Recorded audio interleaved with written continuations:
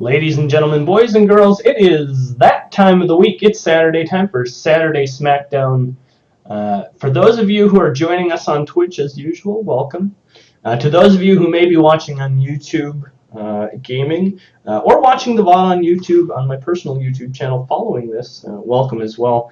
I'm going to try out this dual stream thing. I messed around with it briefly during the week, and it seemed to work out pretty good. There wasn't any significant issues with lag from my end. I was a bit concerned that due to the fact that I do have to encode the content twice and then pipe it to two different places, that it would cause a little bit of lag, but it seemed like it was working during the week when I tried it. So we're going to try it today. We're going to try it, stream it in both places. We've had some comments that some people would prefer it to be on YouTube because of the issues they have watching it on Twitch and the fact that it does tend to buffer there. So I'm going to try it on both places, and we'll see what happens as a result. So we'll take a chance with it here, see what happens, and let that get going. Interjection is here with me today.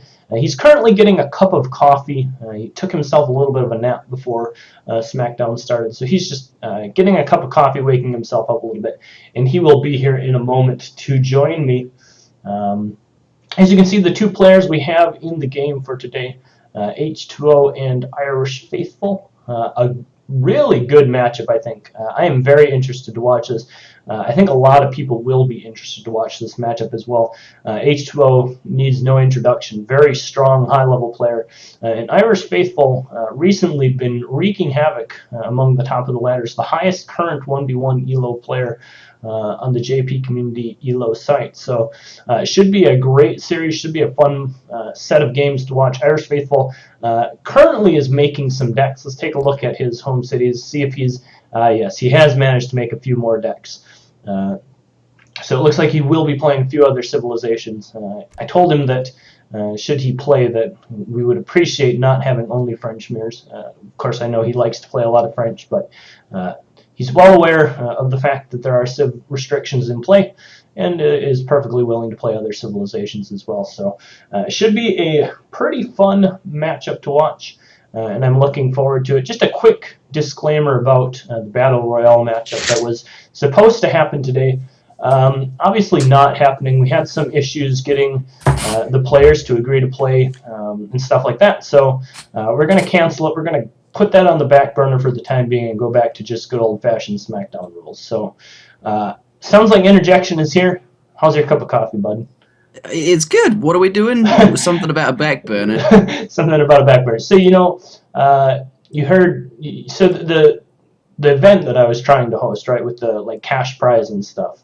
Yeah, yeah. And we had all sorts of issues during the week with vote manipulation, amongst other things. Players, after they had been chosen to play, backing out and saying they didn't want to play. So we're going to can it for the time. We're just going to go back to good old-fashioned Smackdown. I found this out about a year and a half ago when we first started doing Smackdown, that realistically the easiest way to get people to play is just to turn on the game 30 minutes before you want to start streaming, see who's online, and start messaging people. So I think we're going to stick to that for the time being.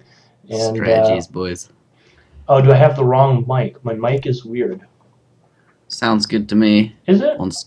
Well, on Skype, but then Obs might be using a different mic. So. Yeah, let me look at this. I want audio. Get the Blue Yeti on.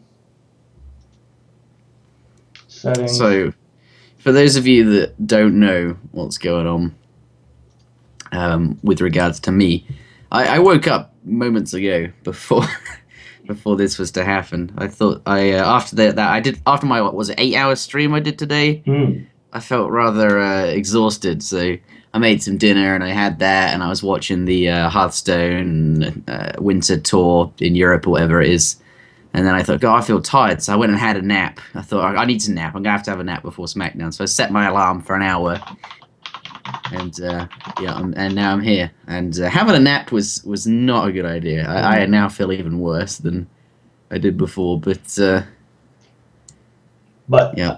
here we go. I'm going to quick restart because I changed my mic to a different mic. So I'm going to quick restart the stream. I know the Blue Yeti is like configured in Skype, but maybe it wasn't configured in the other way. So let's see what happens here. I flipped it around.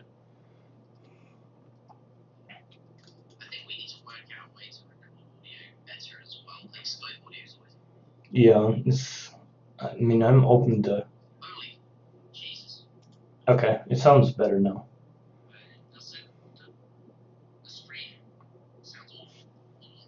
I've restarted it now.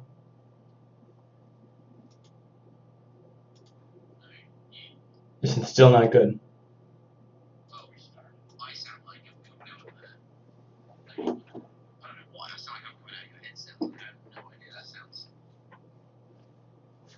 Does it sound really bad?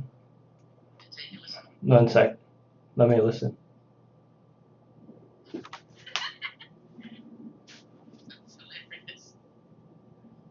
Oh yeah, it does sound weird. Yeah, like yours is your thing is like all messed up, isn't it?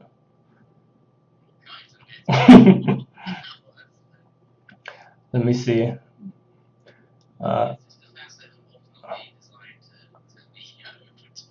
I don't think it's. I don't think it's obs.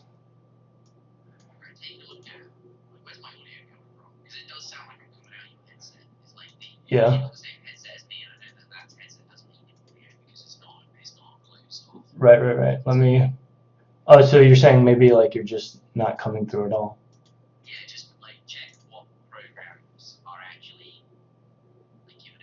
Oh, I did retarded stuff. Yeah, I done good.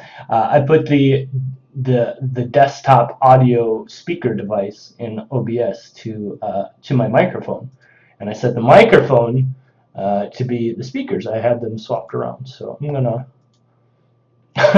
we'll swap those around. Audio.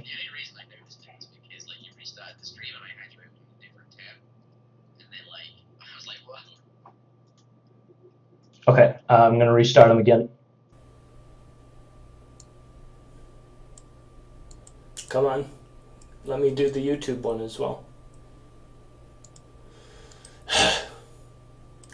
Why can't I click, like this one's just got great all buttons. Like just come on, do it. There we go. What is gaming.youtube.com? It's like the live stream thing through YouTube, right? Oh. Yeah, alright. Let's see what the sound is like now. YouTube, right? Oh. Yeah, it sounds good now. Alright. Let's see what the sound is like now. Yeah, it sounds way better. Great. Alright, I think we're ready now.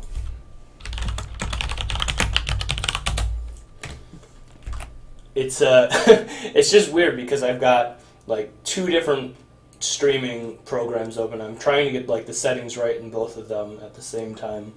You are using 2 copies of the same obs, right? Yeah. That sounds. I really wish I could. I think I might be able to handle that, but I think you probably need at least 15 upload to be able to run the game and 2 like decent quality streams at the same time. Yeah. I'll have to see if I can do that. Anyway, that's something for another time. I think it's pretty cool. Yeah. Yeah, okay. Alright, I think we're ready. Oh, my Civ. What am I doing? Why are you playing at 0? I have to get to the right Civ. Ooh, look at Irish Faithful. I was just assuming he was going to open with the French smear, but no. Immediately flips over to Brits. Yeah, and that's not a Civ that that until just moments ago he even had on his list of civilizations. Yeah, and H2O. Okay, H2O. Is he really going to mirror him? That's like so ballsy from Ryan to just flip around to the old mirror. To the old mirror. The old mirroroo. The Mirrorooski. All right. I'm gonna press the record button. But I kind of like this. Like maybe I should just use your perspective because that was all pretty good. Maximum respect here. Smiley face. I can't tell if that's a sarcastic smiley face or a Like a legitimate smiley face. I reckon Faithful's like, I wasn't expecting him to do that. Now I'm not sure if I want to play British. Anyone who's ever played any game against Ryan at a high level knows most of the time he's going to opt for a mirror.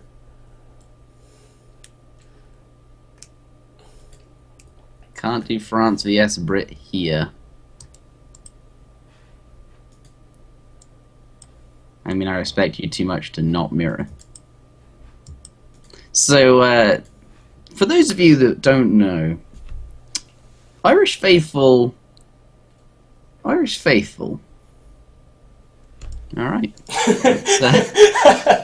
Let's get into this. I don't have much to say about Irish Faithful, other than that he was a guy I knew of back when I played very actively on Vanilla. I was not very fond of Irish Faithful, probably because of his personality, but I think the guy is a good player, and I think he's good. Yeah. We'll have to see what he has. He certainly has a flamboyant personality. Yeah. You don't get to be PR43 without being good at the game, realistically. Yeah, and H2O seems to respect him. He's mentioned that in the chat before we started there. He says he's respects him too much to not mirror not him some combination of knots. Like yeah. The correct combination to result in wanting to mirror. Yeah. So, British Mirror. That's what we're going to start with on Kamchatka. So this was going to be the Battle Royale. Zuto probably mentioned this whilst I was gone, but for the benefit of the VOD, or if anyone skips straight to the games and doesn't hear anything of the chat beforehand, this is not going to be for any number of monies or anything like that. This is just, for all intents and purposes, an ordinary Smackdown, but with currently the two players with the highest ELO rating in the game. If you head on over to eso-community.net, you'll notice that number 1, we do have Irish Faithful, who is repping the highest amount of PR currently, next to H2O. Yeah. So if that doesn't say that this is going to be a... oh god, I don't have my UI installed. Well, shit happens. Next time. Never mind. Well, yeah, but anyway, my point still stands. What do you think of that, Zoo? Yeah, it's... I mean, it's these two guys are obviously, I think, right now in kind of a league of their own in terms of skill, mechanics, in general, stuff like that. If you take a look at Irish Faithful's ELO page, like, he's basically not dropping any games to anyone, and he's playing legitimately good players in basically every single matchup. I mean, he's beaten H2O several times on various accounts that H2O has been playing.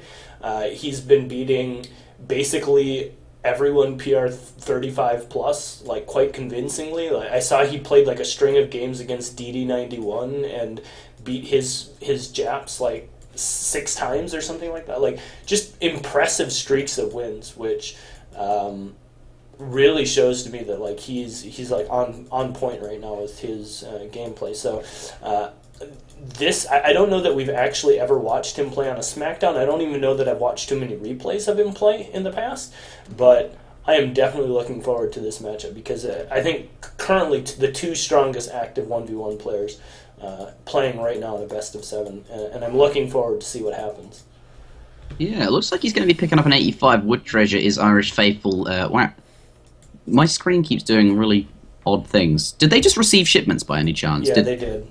Okay, that would be it. It's like fading out from grey to... Anyway, 85 wood just been picked up there, along with his 50 wood treasure. I can't see how much wood he has exactly right now, but certainly what British wants to be seeing. By the looks of it, has managed to slam down 2 manas at the very start of the game, whereas Ryan looks like he's only managed to squeeze out 1 so far. So, you know, from this mirroring British builds, we can see that Irish Faithful slowing down just a bit to get the extra mana, and I actually quite like that. In the mirror, I feel as if you're playing always that tiny bit more boomy, you can squeeze out the edge in the mirror matchup. I feel like that's the way to play mirrors a lot of the time. Yeah, the one thing that you do have to consider about this particular matchup, we watched this matchup right last week when H2O played it against King Osmane, and if you take a look at the age ups, they're essentially second for second even right now. But if you play a little bit too boomy, for example, if you do like Virginia Company in this matchup, something like kind of slow, you don't get your villagers out into the middle of the map and get into a position where you can build an FB in an aggressive position.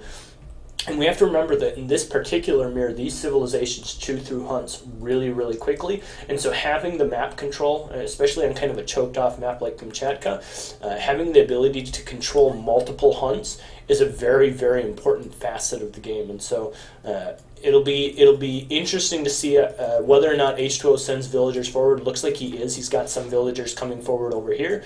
While Irish Faithful, it looks like, for the very least, is going to put up a manor over here to get some extra vision, and then is perhaps going to maybe even just try and find H2O's base and do that. Kind of those tower shenanigans we saw last week. If you remember, we had basically the towers on top of each other.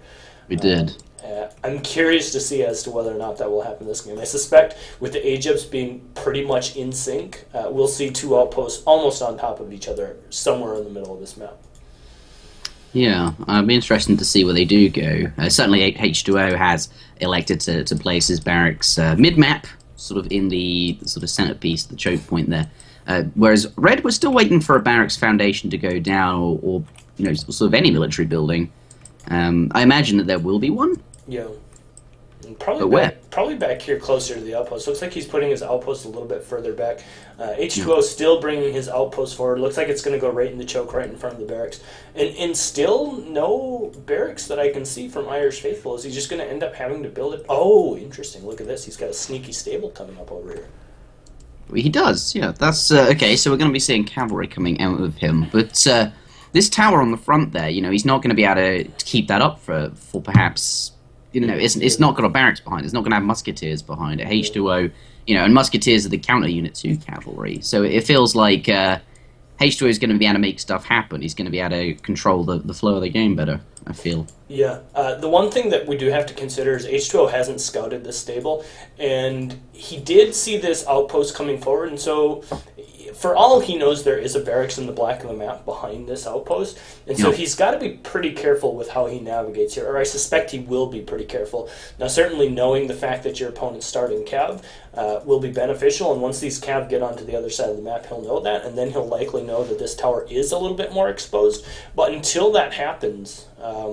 It could be difficult to find well, out. here comes the cav. Looks like they're going to pass the explorer there. I'm not sure if he's going to be in line of sight. He might have caught a little sneak on the edge there, but it doesn't look. I think they might have gone undetected. He's certainly going to see them now that he come past the barracks there. There's 3 exposed villages actually up by this manor. Cav do have a fairly low line of sight, so they might not see them. They do actually find them there. These 3 villages, though, instead of walking home where they're be very vulnerable to the 3 or the 5 cavalry, they're going to walk towards the musketeers here. Might lose one.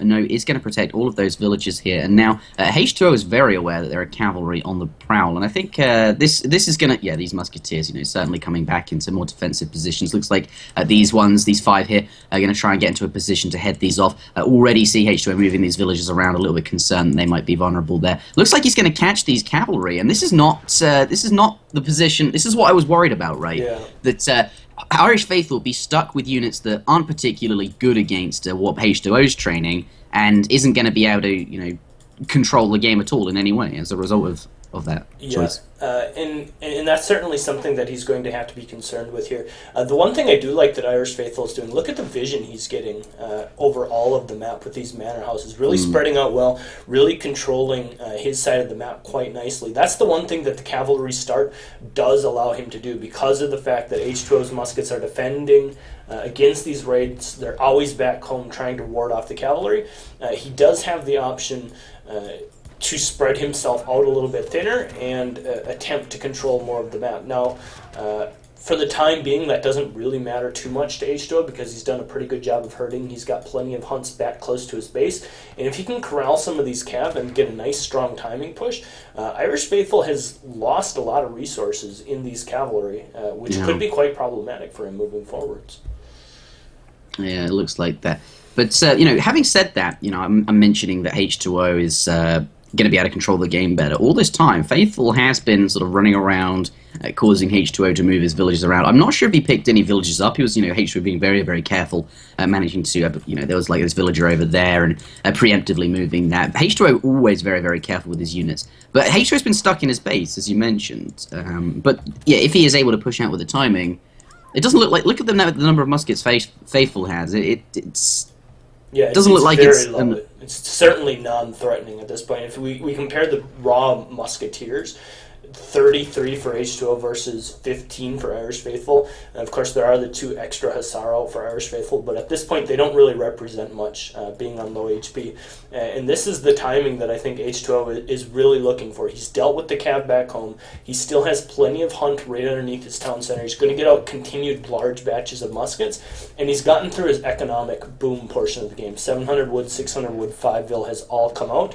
And so as a result, his next card can be something a little bit more military focused. He can send something like musket attack and then just make a timing push right on top of where Irish is gathering resources, and as a result, have a really strong timing in that regard. And I think that's what we'll see. I think we'll see musketeer attack coming here, and then I would fully expect H2O to go all in on Irish Faithful's base and just try and push him off hunts and really get back control of the game.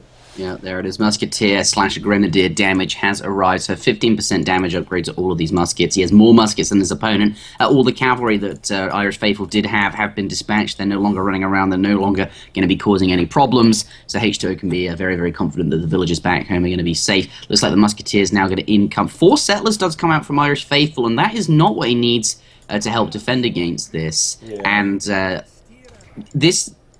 It's coming. Here this is really tough. I mean, this storm is coming. This is a hard timing to hold. Irish also still only has a single Rax that he's producing out of. His economy is slightly better at this point. If you take a look at economic unit population, 53 to 43, because he has built slightly more manors and he has shipped those extra 4 villagers.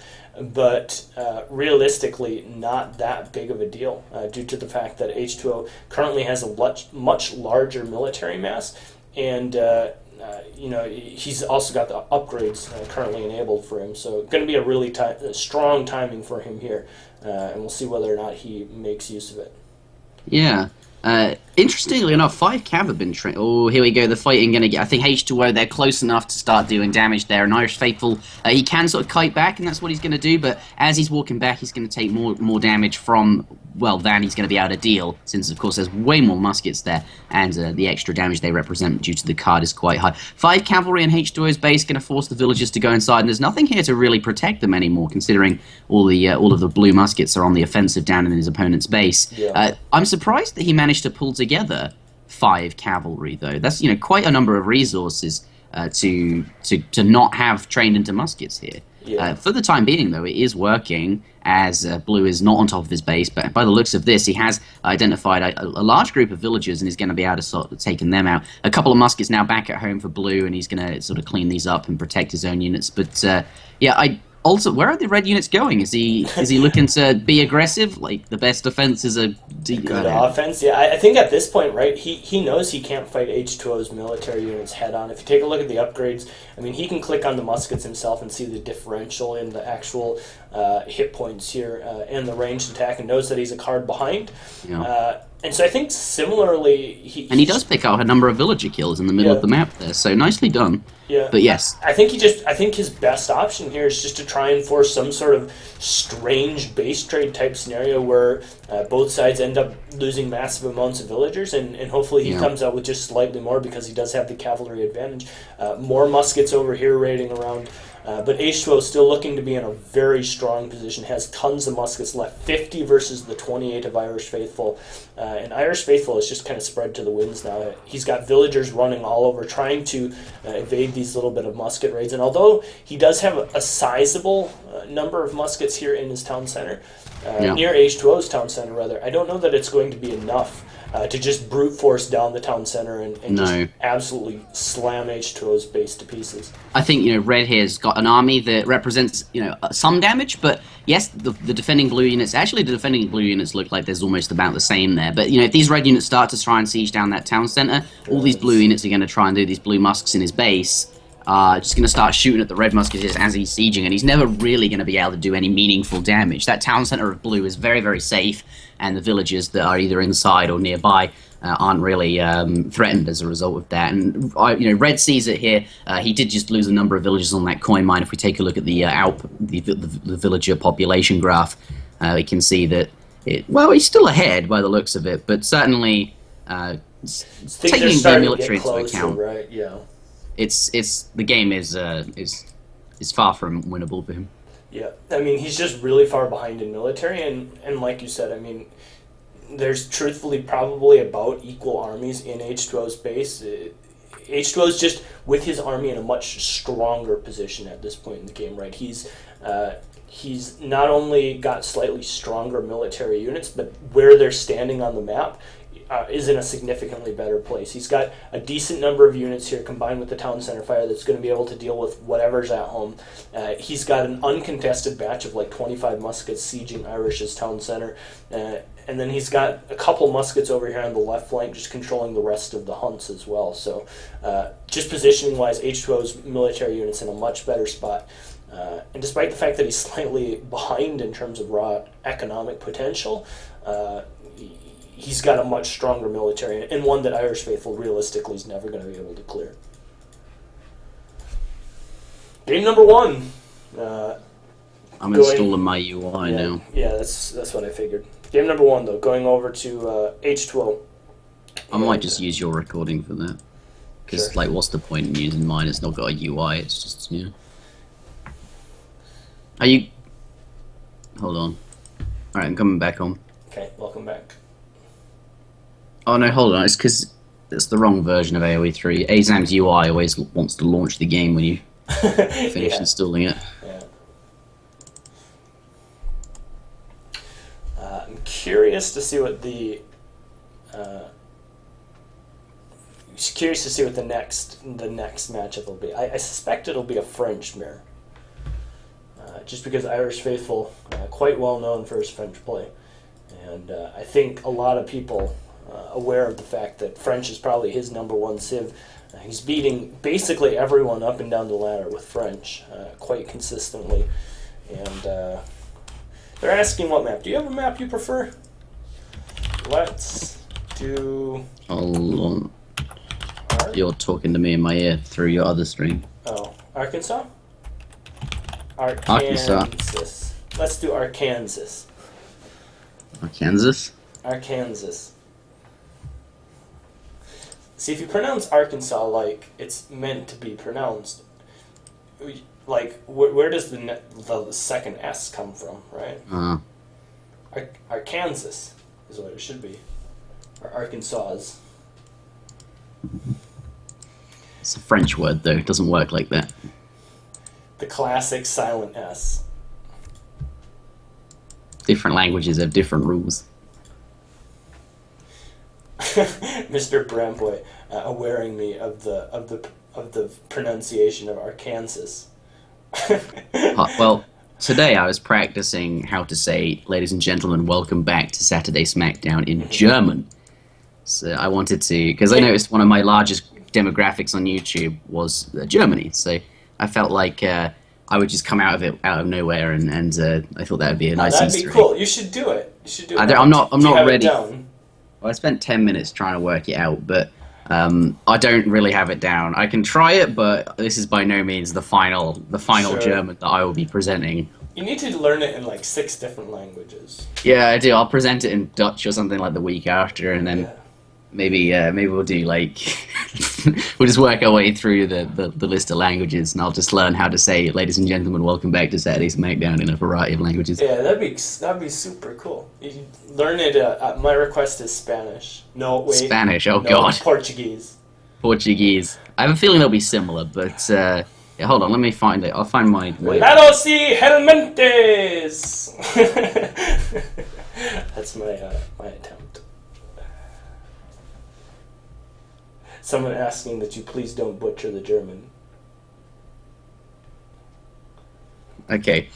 Thing is, I need to learn it so that I can say it in a way that sounds like interjection. Yeah. So I can, instead of me going, trying to read like, "Meinen Damen," instead of that, it's actually like me actually saying it Yeah. fluently. So shall we try it this time around? Sure, if you want to do it. All right. Oh God, this is getting horrific. No pressure. All right. Hold on. Collect your thoughts. I can't do this. All right. All right, you ready? Okay, try. No. All right. 3, 2, 1. Meine Damen und Herren, willkommen zurück nach Samstag Aschmetten. Ja. Yeah. Ja. Okay, I'll copy and paste it into the chat. Zatadug Smackdown. Okay, let me say it again. Okay. All right. Meinen Damen und Herren, willkommen zurück nach Samstag Abend. Oof, that's a Yeah. tough one, that last one. Yeah. That means I think shot down, Okay. shoot down. I think that means that word. Like if you type Smackdown into Google Translate, it Yeah. likes that word. So I see. 5 out of 10 apparently. All right. Saturday shutdown. We'll try again next week. I'm gonna aim for an 8 or a 7 out of 10. Alright. Bad accent, yeah, I know. Like I was intending to fully practice this before, but didn't go so well in the end. But welcome back. I mean, willkommen to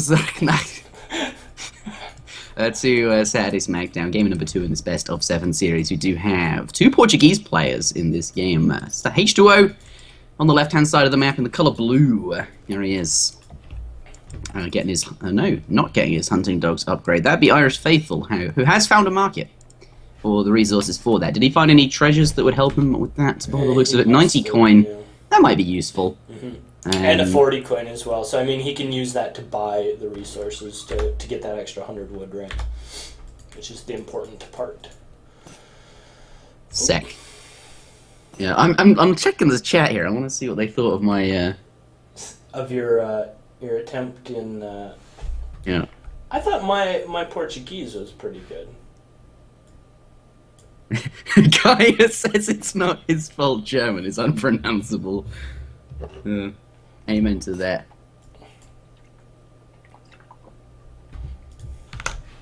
You tried. That's the important thing, right? I did try. Oh, have we restarted again? Yeah, Whoops. we're ready. Alright, so H2O, electing not to build a market by the looks of it, has plenty of coin, which he has found from a variety of treasures, and 90 food there, it looks like he's found as well. Is actually just going to be choosing to age up a bit faster than I suppose, or perhaps just didn't find the resource for a market. That would explain more likely. What is H2O going to come across? Let's turn the Control Shift F off. Does come across 2 stray sheep, not going to be particularly useful. A medicine man. Looks like it's fairly barren in terms of treasures up there. There is a CDB over to the far left that he might find, but aside from that, really not very many useful things at all. But in this go, Portuguese mirror, 1 player is open with a market, so Irish Faithful in a good spot right now. Unless, of course, the age up increasing time, speed at which he's aging up for blue, unless that's going to be relevant. Could certainly be. Zia, what do you think of this? Yeah, I think it'll be. I'm curious to see how this matchup's going to end up playing out. I want to point out one quick thing that I actually saw here about H2O that I really liked. He flashed his spyglass over here right as he was approaching like this portion of the map. And I think it's kind of a clever thing, right? So if you think about what he did, he spyglassed over to here to see if there was any good treasures. And had he not seen any good treasures, he could have just cut north after the trading post, right? He could have just continued up north and then started walking the other way to increase the chance that he found a good treasure. But then when he saw the good treasure back there, he decides to go for it and pick it up. But realistically, using the spyglass to essentially save him time. Had there been nothing back there, he would have known that he doesn't need to waste time walking his explorer over there, just maximizing the chance that he actually has to pick up the good treasures, which is kind of a clever little move for him. So just thought that was worth pointing out. But yeah, like you mentioned, Port Mere on a land map, I think it could be kind of interesting. I wonder if we'll just see like another musket spam type situation. That's what we saw last game, and I'm wondering if both sides won't open up with muskets here again, or do something, or maybe we'll have some sort of fortress play on mind as well. So yeah, I think either option is possible. I quite like to see fortress play. Yeah. I mean, it's not off the table, and certainly he's had a good start for it. Both players, or at least H2O has. He's up quite quickly to the next stage. He is now just getting his hunting dogs, I believe, at that market. Better late than never. Of course, it was difficult to get that market in the early game. But, found a CDB. They're not going to be upset or unhappy. And I think at this point, I would say H2O's start was potentially better than Faithful's, and he's up quicker. So I'd really like to see. I personally would like to see some Fortress Age play. I'm not sure if that is going to be on his mind. We'll have to take a look at where these town centers go, and that's really going to be the most telling thing about what they have in mind, I suppose, until their first shipments arrive. So it looks like he's heading out towards perhaps the trading post in the center of the map there. Yeah, and I think he's going to elect to put down this town center somewhere like over here in an attempt to help secure that middle trading post. Also help secure the back trading post should he want to pick up a 2 TP to 1 TP advantage. And then, it looks like he's actually going to flip his town center back to going up north. I thought he was going to put it down here and try and control this hunt and this coin mine down here plus the trading post, but looks like he's already decided he's going to switch back up over here, and certainly a nice place up there as well with that hunt and that coin mine. Absolutely. This feels like it covers in more of the map actually, because when it's quite a way off down here, not fighting doesn't usually occur down there. I suppose I feel like its location is going to be like the covering fire it can provide, and the garrison ability that it'll provide will just be more useful up here. Plus, that coin mine and that hunt are basically on top of each other. There's wood there as well. This is a really, really nice spot. He's also got his, of course, his stable there, and it looks like, judging from his opening, going for a stable, could potentially be seeing something in the Fortress Age. Yeah, certainly looking like the dual stable option is going to end us up in Fortress Age. I think it's kind of a curious choice by Irish Faithful to place his town center up here as well. Yeah. Going to stake out some brand new land for his colony, starting things quite fresh. And if you think about it, I mean, this town center is not too large of a liability. Usually when we consider liability town centers, we do think about stuff like this, right? When they're in the forward location closer to your opponent. But realistically, this isn't probably that large of a liability due to the fact that it's a very long ways away from any sort of pressure that H2O we're going to be putting out. So probably not too scary for him to have his town center up there. And it looks like the cav coming out for both sides here. Right underneath H2O's town center gets the Explorer kill for Irish Faithful. So both sides going to have some cavalry, and I think we'll eventually find ourselves working to the next stages. Resource crates abound for almost all civs. Yeah, absolutely. And interesting enough that actually H2O skipped. Well, actually, no. Irish Faithful did not. It chose to send Economic Theory as his first shipment there, whereas H2O skipped an Age 1 shipment, and as a result of that, has extra resource shipment in terms of wood or coin. There's an extra 700 resources there, and in terms of tempo, that's going to give him quite the boost in the early game. And that might bring him into the Fortress Age a bit sooner. That might, they clearly has given him the flexibility to get far more cavalry out early on, which, by the looks of it, is actually proving to be quite meaningful. He's running around stopping red from being a problem. He's got the ability to defend that, and also has a scarier army to harass the opponents. He's being able to outmass his opponent's cav here, and as a result of that, he's more threatening, and also has more of the ability to fight. I like the to kill his opponent's settler, so I quite like the decision to skip that there. Yeah. And as you can see, he's now managed to snare the 5 cav here. He's going to engage and probably going to force Minutemen. Yeah, there they are. Minutemen. H2O is smart. Not going to stand there and fight against the high DPS Minutemen. Of course, Minutemen do have that 26 ranged attack, which is very, very strong against all types of units. So, going to be forced back there, but did cause his opponent to waste 300 resources to push back that raid. Explorer. Yeah, Go. Like he's, poor Jorge Fernandez is going to get picked off. There's a card in Chronicle that's literally got that same name, Jorge. Jorge. What's his name? Jorge. It's like the Spanish pronunciation of George. Oh, Or the Portuguese. Well, I've been pronouncing that wrong. There's a Jorge Shaman in Chronicle, and I'm like, but no, that's not what it is. Oh, well. Well, now you know. The more you know. I know. Absolutely. So, at this point in the game, right, it looks like H2O approaching quickly the resources in East 2 HUB. He has the 2 trading posts there. Doesn't have Eco Theory behind him, but I think the tempo lead that he's gotten from having these extra cav and just the extra resources generally has actually possibly. Oh, look at that cav coming out in front just to snare them. I like H2O always so delicate with where he's placing his units. Look at these coming out in front, these 2 cav as well, just cutting off all kinds of escape for these, and just absolutely like cav always in places that would be where they're next going to go. Does manage to let one escape there, but H2O very well played with the positioning of his cav there, just to make sure that there was no way those red ones could get away. Yeah, it's like just little things like that really make these high-level players just shine through when it comes right down to it. But yeah, like you mentioned, I think H2O's early build, the skipping of Eco Theory, has proven to be quite effective here, due to the fact that he got out more cav, was able to control the map, got a second TP, didn't have to worry about the positioning of his town center as much because he knew he was going to have more military mass as a result of having all of those crates, or at least equal military mass as a result of having all those crates, and is going to find himself aging up almost on par with slightly better economic and military unit population here. Yeah, and it's I think worth pointing out at this point, H2O has 3 home city shipments stacked up, and his opponent has 1 stacked up, and a half, I suppose, there. So quite the number of shipments just ready to go, just ready to slam down when he hits the Fortress Age. And H2O, you know, for the time being, both these players going to receive shipments, I imagine, at about the same time. I reckon another shipment for Irish Faithful will be ready, and then he'll be able to send that just as the first one he's sending now arrives, and of course he'll be able to keep up with H2O in terms of shipments, but not for long. You know, H2O are going to keep bringing them out on top of that, and you know how strong those are, right? 8 Cassadors, 7 Cassadors, these 1,000 resource shipments. He's going to just... And you know, and that is a result of being a whole you know, because he didn't send the Eco Theory, I suppose. That is there.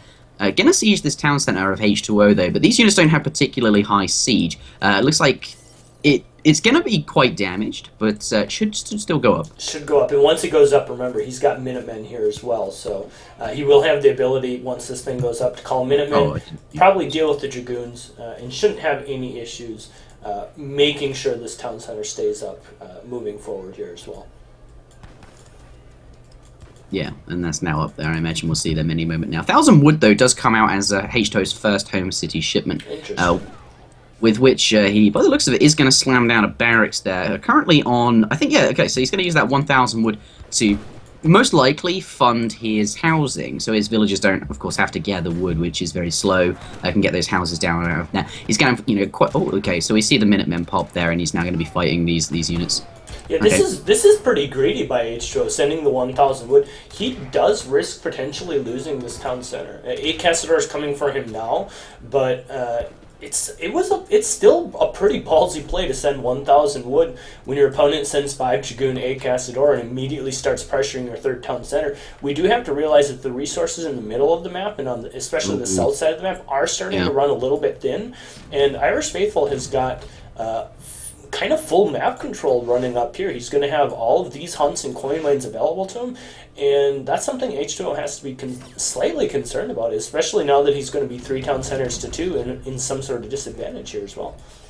Yeah, it looks like he wanted to get the wood out early, get that working for him, so that over the course of, for the rest of the game, you know, he wouldn't have to waste time gathering wood, as I mentioned. But as a result of doing it, as you say, you know, he's losing the tempo game, right? He doesn't have those 8 Cassadors, he doesn't, like, that 1,000 coin that's now just arrived, or, you know, any other military unit shipment. He wasn't able to protect this town center. Irish Faithful, with his 2 organ guns, with his military units there, has managed to take that out, and is now a whole town center up. And, you know, that 1,000 wood isn't helping him right now. Yeah. It certainly will help him the longer the game continues to go on, and of course he can continue to replenish himself with, you know, those shipments as well.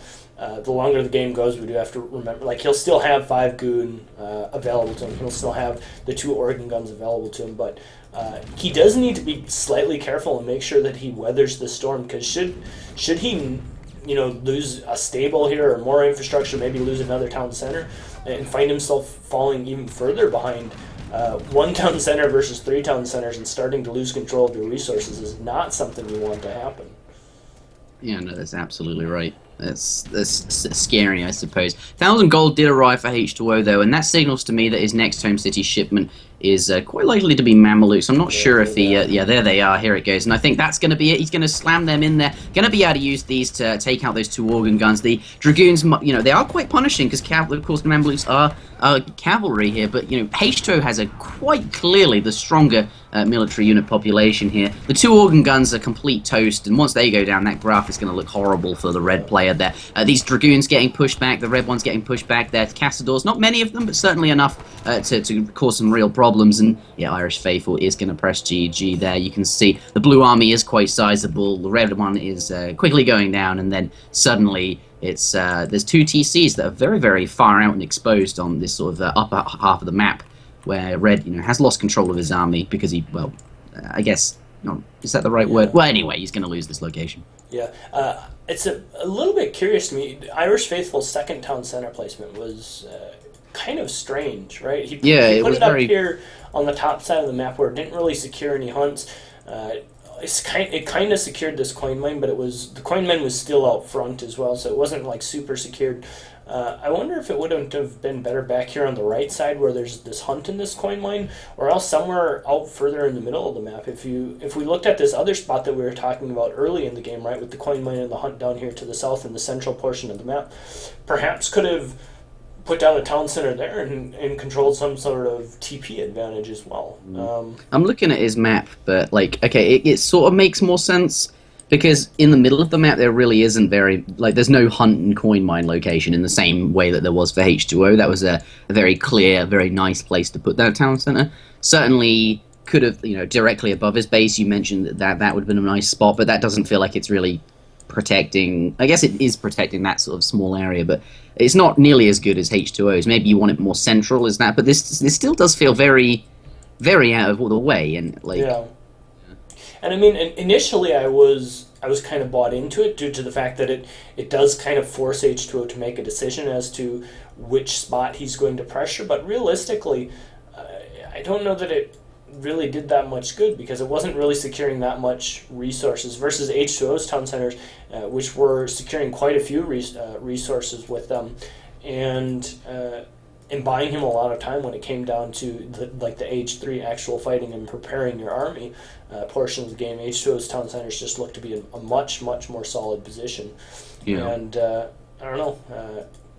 H2 I think had a much more obvious position to go for, but yeah. It also does help that he was aged up earlier as well, right? When he got aged up earlier, and if you're going to both make that town center placement, the quicker you get aged up, if you're both going to try and put it in the middle of the map, and both put it in an aggressive spot, the quicker you age up, whoever gets out there in the middle of the map first gets to decide where it's going to go.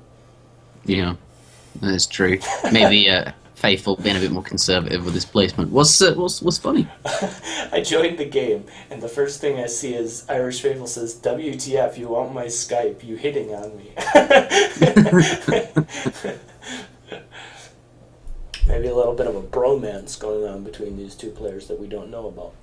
Perhaps indeed. So there was this. So here's story time with interjection.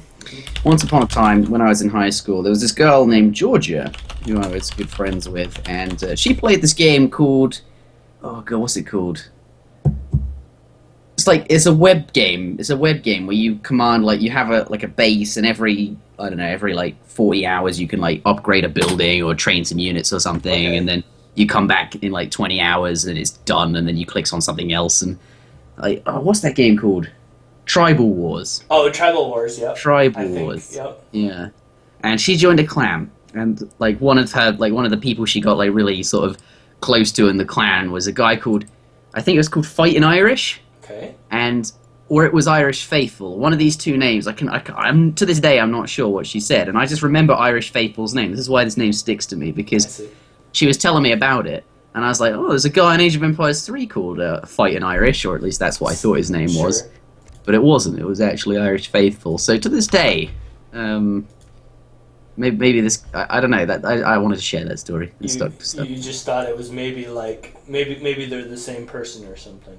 Yeah, that's what I thought. I don't think it is actually the case, but so for some context, the Fighting Irish is the nickname of Notre Dame, which is a big school in the United States, and so it could be entirely possible that person was just from went to that college or something like that, or liked that school, because they're a really big popular sports college and stuff in the United States. All right. So it's more likely, but either that or maybe, who knows, maybe Irish Faithful was an insane Tribal Wars player. Could have been as well. Always possible. Looks like we're busting out the big There guns it here. is. Here it Here comes the French. H2O also going to be playing French here. Straight up mirror matches. And not surprised by H2O's decision to want to do that. Yep. I'm curious about this one though, because this is the matchup. If you look at the ELO rating, Irish Faithful like dismantled H2O like 5 games in a row playing French mirrors, and that was the matchup. That was the bit of ELO page that made me think like, wow, I want to see these two guys playing like in a best of 7 series. Yeah, this is the money shot right here. This is the golden game. This is the interesting one, and the result will be fun to say the least. Who's your money on then, Zuter? If you had to place a bet, I'm gonna pick Irish Faithful. H2O plays French well, but they're never like the Civ that I have associated with him. You know, you have like Civ associations with players, and I know he plays French very well, but when I think of Ryan as a player, I think of Japan and India and Dutch, and to some degree maybe I Brits, think so too. but like French would be like Civ 5 or 6 that I would associate with him. So yeah.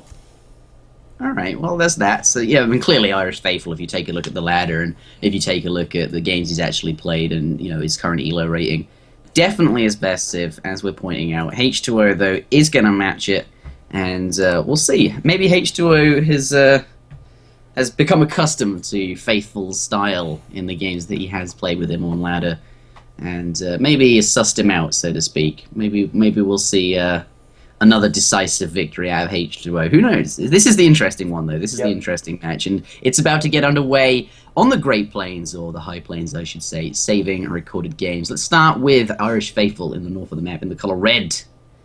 Indeed, playing as the French, here he is, spawning with a 40 coin treasure in the back of his base, 30 coin treasure on the front. That's exactly what he wants to see there. You know, just the 50 coin that he requires for hunting dogs. And I think the interesting thing is to see if H2O gets the same. Yes, he gets the 50 coin and a 30 food treasure as well, which I would argue is actually slightly better, though still very, very sort of insignificant. Oftentimes, you're not even going to go for that coyote, as it does. It's kind of a waste of time, and you might want to get out onto the map and find other treasures, such as this 80 wood treasure that H2O comes across. Going to be pretty pleased about that. Let's take a look at the other treasures that H2O might find. But of course, here is H2O in the south of the map. He's going to have the same crates as his opponent, as that's the way the crate rotation works in mirror matchups. In fact, in all matchups, you'll have similar crates to your opponent, give or take the few that differs because of the civilization. But 80 wood, there it is, and nearby there is, of course, 2 stray sheep. Probably not going to be very impactful or useful, not going to be going for that. And actually, aside from the 80 wood, really nothing in this area that H2 is going to come across. So, and I think that really ends his sort of treasure collecting, the interest of it. For red, though,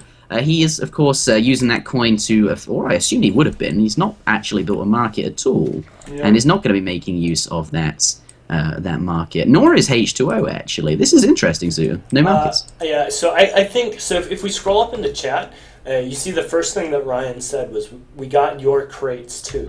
And if you consider the crates that were the start, it was the extra food crate start, right? So this, in this particular matchup, both of these civs can basically you'll always get a set number of food crates and at least one wood crate, and then a random crate, either a coin crate, a wood crate, or a food crate. And Look at this! Oh, the 80 food treasure.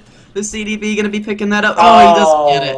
But ambition at its best. I would have loved to have seen that. It's always wasting the villager seconds there, because this guy hasn't been gathering. He was using it to herd of clearly this dead animal there, and another one now. This hunt, and he saw the scouted area and tried to go for it. There's the expletive in the chat. Wasn't about getting that, but I like the ambition. I think it was if you do get that, that's a big food difference. You think 80 less for your opponent and 80 more for you. That's what, 160 food or something like that.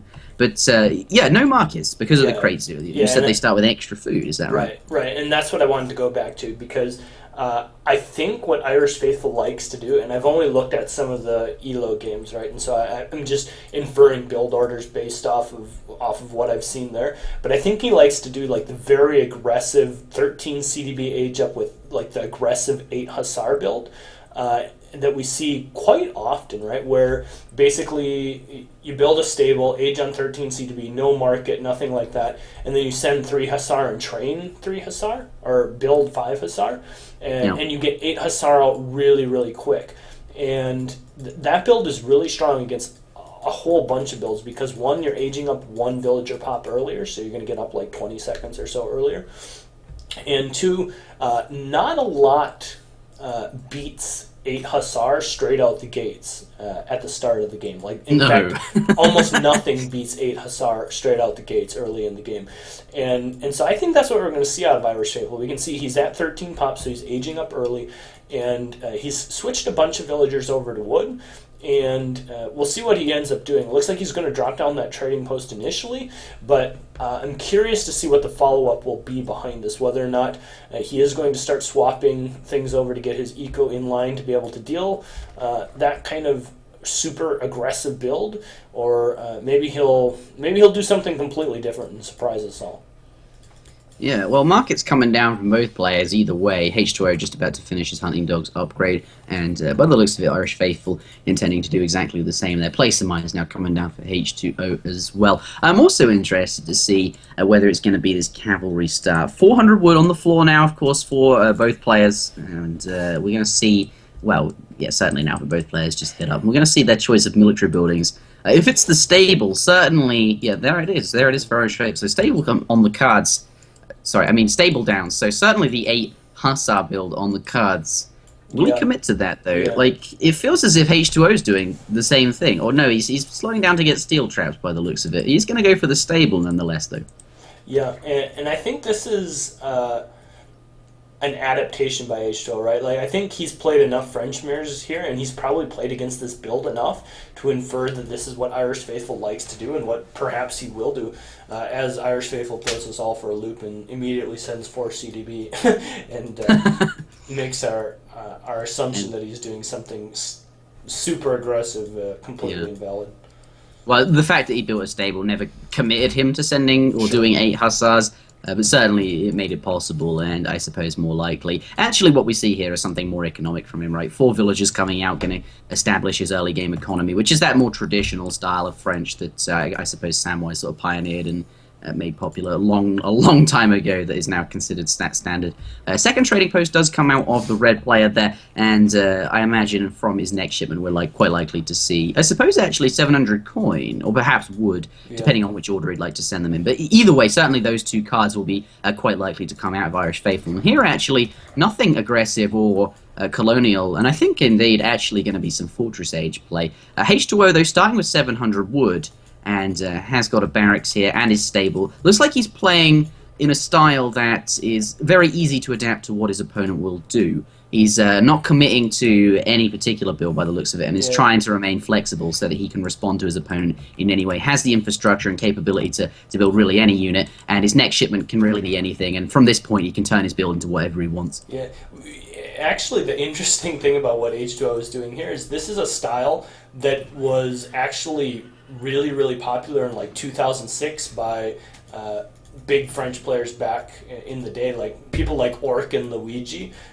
some of the Squiz boys. They played builds like this all the time, where they would open stable like you would in like a team game or something, and then send 700 wood and use it as like a flex shipment, where you either drop a bunch of TPs or you drop a Rex. But certainly it was before the times of doing like the Rex and the stable on the 400 wood at the same time, and you would essentially just use the 700 wood to build a barracks, and that's like the exact style that H2O is doing in this particular game, and it's kind of a throwback to like super old school Age of Empires 3. Like it is like circa 2006, this kind of build, like this playstyle.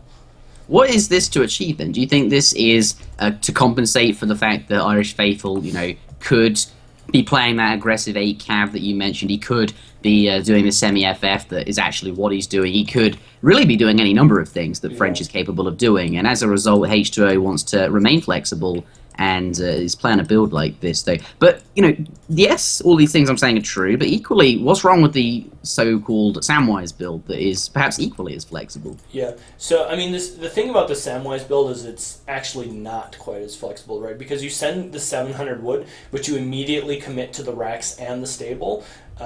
right off the bat versus the 700 wood a little bit later. You don't necessarily have to build the barracks with the 700 wood. Just because H2O did elect to build the stable on the 700 wood doesn't mean he was committed to it, right? Or the racks, really. He could have gotten any number of TPs. He could even sync that into like the second coin mining tech, amalgamation, if he wanted. Something like that, right? So it's not as committed as immediately dropping the racks and the stable at the same time and then pumping out units and then just using the 700 wood essentially for population space, right?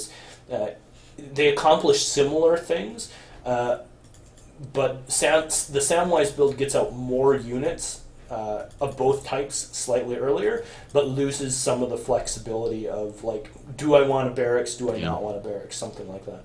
Yeah. Okay. So what we see, from H2O, as we mentioned, the ability to be flexible, both these buildings here, does get some cavalry out and does sort of run around against his opponent, sort of dealing some damage there, forcing him to bell his units up and stuff like that. Does have now some dragoons, the red player, which is causing quite a lot of problems for these hussars. The Minutemen do come out though. Actually, Irish Faithful doing a good job of kiting back, staying out of range of those Minutemen, and getting lots of shots off on those hussars, getting lots of value out of that. So a nice exchange from Irish Faithful. He's going to be pretty pleased with that. H2O, though, sees his opponent going up to the next stage, and as I mentioned, as we keep mentioning, he's able to remain flexible, send 700 gold of his own, and then follows him up to the next stage here, and is going to try and continue the game in the Fortress Age. And so far, I think Irish Faithful done a pretty good job. He's going to be happy about the number of cav he managed to kill with his goons and sort of the pressure he's putting on H2O here, forcing these CDBs around, trying to kill the units here. But at the moment, fairly even game, I would say, despite the military unit population. But I'm sure that'll bounce back up when his first shipment from the Fortress Age arrives, which will be any second now. Yeah, and it's important to note that they do both have two trading posts, so they're going to have similar shipment progressions here as well. Irish Faithful got aged up slightly earlier to both age 2 and age 3, so his shipment progression is slightly ahead in that regard, but in terms of raw XP, they should have about the same shipments, and it looks like 8 skirm coming out for both players. Both sides having a couple dragoons, a few hussar left over as well, so truthfully, all things combined into one. They're at about the same relative strength at this point in the game. Irish Faithful 7 skirms coming out. We'll see what H2O's next shipment is.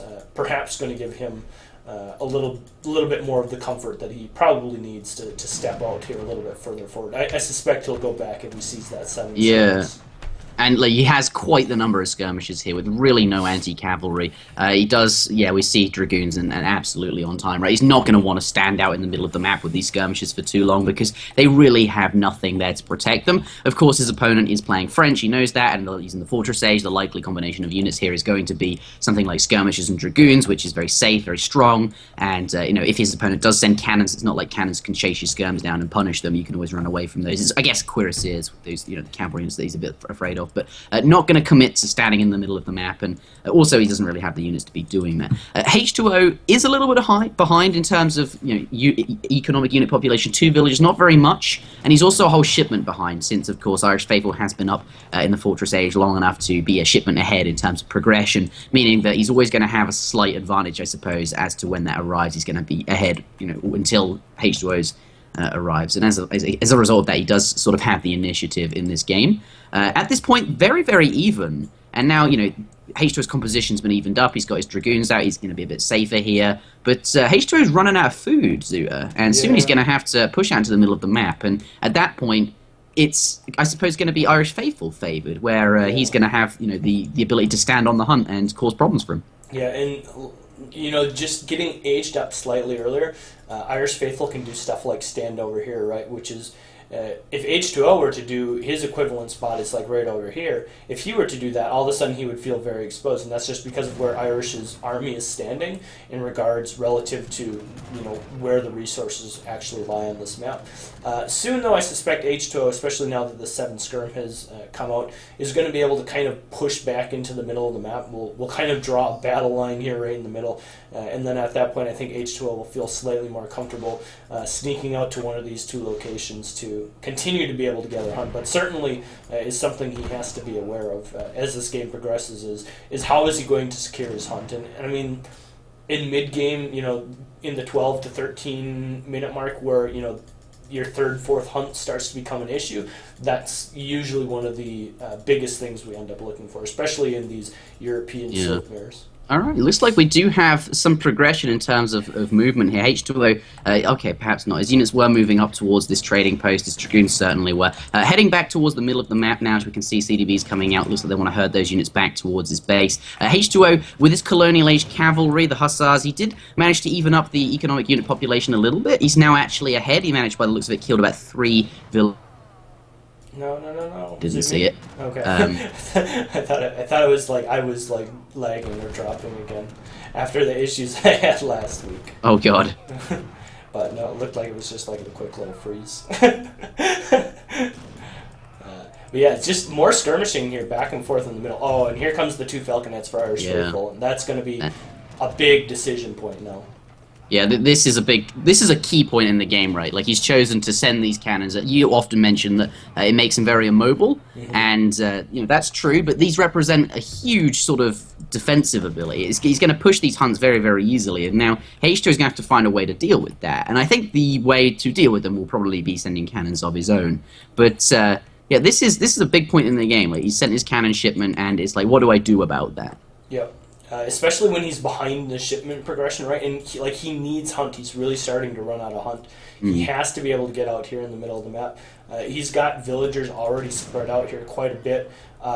He has to hope that 2 Falconets of his own are coming. Either that, or he's got to make some sort of big transition into cuirassiers to be able to deal with those 2 Falconets in an adequate way. Yeah, there they are. 2 Falcons coming out, and this is big right now. The Falc fight is very, very important, and how the outcome of this fight is going to have huge implications on the rest of the game, because H2O really needs to win this fight. He's invested in this because, look, where's his hunt? He's going to, I mean, at the moment he does have, I suppose, one that's fairly safe, but yeah, so here we go. Let's see how this works out.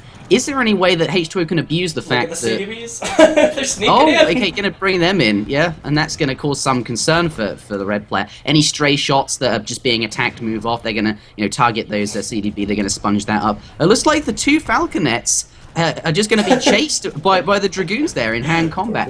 They do still deal 2 times 2. And yes, Red's doing something similar to Blue's Falconets, but all this time, you have to remember these skirmishers of Blue are actually punishing the Dragoons, and this is a horrible trade that Red just made. He's no longer got his Falconets. Irish Faithful just quits. GG out there. Probably not too happy. PJ Soul in the chat. All of Blue's Dragoons are still alive. They were not punished for targeting the Falconets. Whereas red ones were, and he still has a Falconet up on 15 HP. That was a really volatile end to a fairly even game. Yeah, I mean, everything was really even right up until the 2 Falconets, and then H2O was in just a slightly better position. I think Irish Faithful froze when he saw those CDBs, right? Yeah, I think that really panicked him. Yeah, because, I mean, the CDB, obviously, if they get in the hand mode, they're going to punish the 2 Falconets very, very quickly. And so I think he was like split between trying to just like run his Falconets away from the CDBs and like, should I bring my army back to try and kill these CDBs and just kite everything back while taking skirmisher damage? Like, I think he kind of froze when those 5 or 6 CDBs started sneaking in on him from the right side, and then H2O just ended up getting in a much better position. He got his skirmishers right on top of the Dragoons, able to deal with them quite effectively, keep one of his Falcons alive, and then Irish Faithful's Falconets were just sent on kind of a suicide mission to run off into the corner of the map while the Dragoons just hunted him down and killed him, and ended up just not being a good trade for him, and H2O finds himself with a huge advantage after the little Falconet exchange. But truth be told, Irish Faithful was so close to just getting H2O like completely built up in his base. Look at H2O doesn't have anywhere to gather hunts anymore. Had this like gone on for another minute or two, H2O would be completely out of resources in his base, and Irish Faithful was so close to just keeping him pinned in and never letting him out. Yeah, I really would like to see an alternative outcome to this game where the Falconet fight, or the fighting here was handled differently, and to see how the game would have progressed because of that. As I mentioned, it was important for H2O to win the Falconet fight, or at least come out on even. If his opponent was able to stand there with the cannons, as you mentioned, where is he going to gather food? He's not going to have those locations. He's going to run out very quickly. But if he could even up the Falconets and bring it back down to just skirmisher and dragoon combat, would have been an interesting game, and I'd like to have seen where that had gone. I thought when Irish Faithful's cannons did arrive, that H2O might have been able to sort of... What do you think of this? I mean, like, I mentioned the mobility thing, and I thought, was there an option for H2O to then go and do something that really abuses the fact that now Irish Faithful had committed to an army that wasn't very good at moving around very quickly? Yeah, and I think the other important thing to mention as well is one thing that I forget who told me this or gave me this insightful piece of wisdom. I think it was someone like Emil Chalet, the very good French player, just really good overall player who loved to use cannons and was very good with using cannons. Oftentimes, getting the first volley off with your falconets isn't important. It's getting them in the right position so that they're able to be continually effective. And if you take a look at that game and think back to the situation that H2O was in, he had his skirmishers forward, and because of the high range and the high line of sight that skirmishers have, he saw the angle that the falconets were coming at from Irish Faithful. He saw where they were compared to where they were standing near the dragoons, what angle they were going to be coming from. And he was able to maneuver his cannons. I don't know if you saw, but he split up his cannons. Oftentimes when you just drag them together, they go walking side by side right next to each other. He actually split up his cannons so one was on the southwest flank and one was on the southeast flank, and kind of had them split up momentarily so that they would be harder to pick off in tandem, and then started sneaking those CDB around. So I think another little advantage that H2O got there and that would be really easy to overlook was having the skirmishers there up on the front lines in the middle of the map, able to see with their line of sight where the falconets were coming from and what angle they were taking towards the army, allowed him to get the villagers and his own cannons in a better position to realistically be able to deal with the army. And then he just got them set up in the right spot, and he didn't even get any shots off with them, right? But we could see both players obviously placed high amounts of value on them, willing to sack basically all of their dragoons to attempt to get them. And H2O came out significantly better as a result of the trade. So, yeah, absolutely, and does win the game as a result of that. Could have played it out, I suppose, Irish Faithful, but I'm sure he wouldn't have lasted particularly long. It's quite clear that he would have been pushed back to his base and would have eventually lost his resource gathering locations. Pretty hard to come back from that, considering the amount of dragoons he lost relative to his opponent. But I guess that does conclude. Wait, what's the score? 3-0. 3-0. Oh, I thought it was 4-0 for a moment. I'm going to quit on out, and we'll be back for the next one in a moment. Okay, so I recorded 2 games in one there for some reason. Okay. Documents, Camtasia, new folder, H2O vs Fighting Irish. Fighting Irish, yeah. Something like that. Something like that. Capture 1. Oh, I should have saved meinen Damen und Herren. Yeah, that was Willkommen. Some guy, I don't know if you saw, but some guy posted in chat the Spanish version, and he wanted you to try the Spanish version. If that guy's still here, post it again. Maybe I'll give it a go. I've told this story I think before, but there was one point where I was considering Spanish as a career path because I was really good at it in high school, or I thought I was really good at it in high school, and then I took my first college Spanish class, and I realized I was A, really not very good at it, and B, it was really, really hard.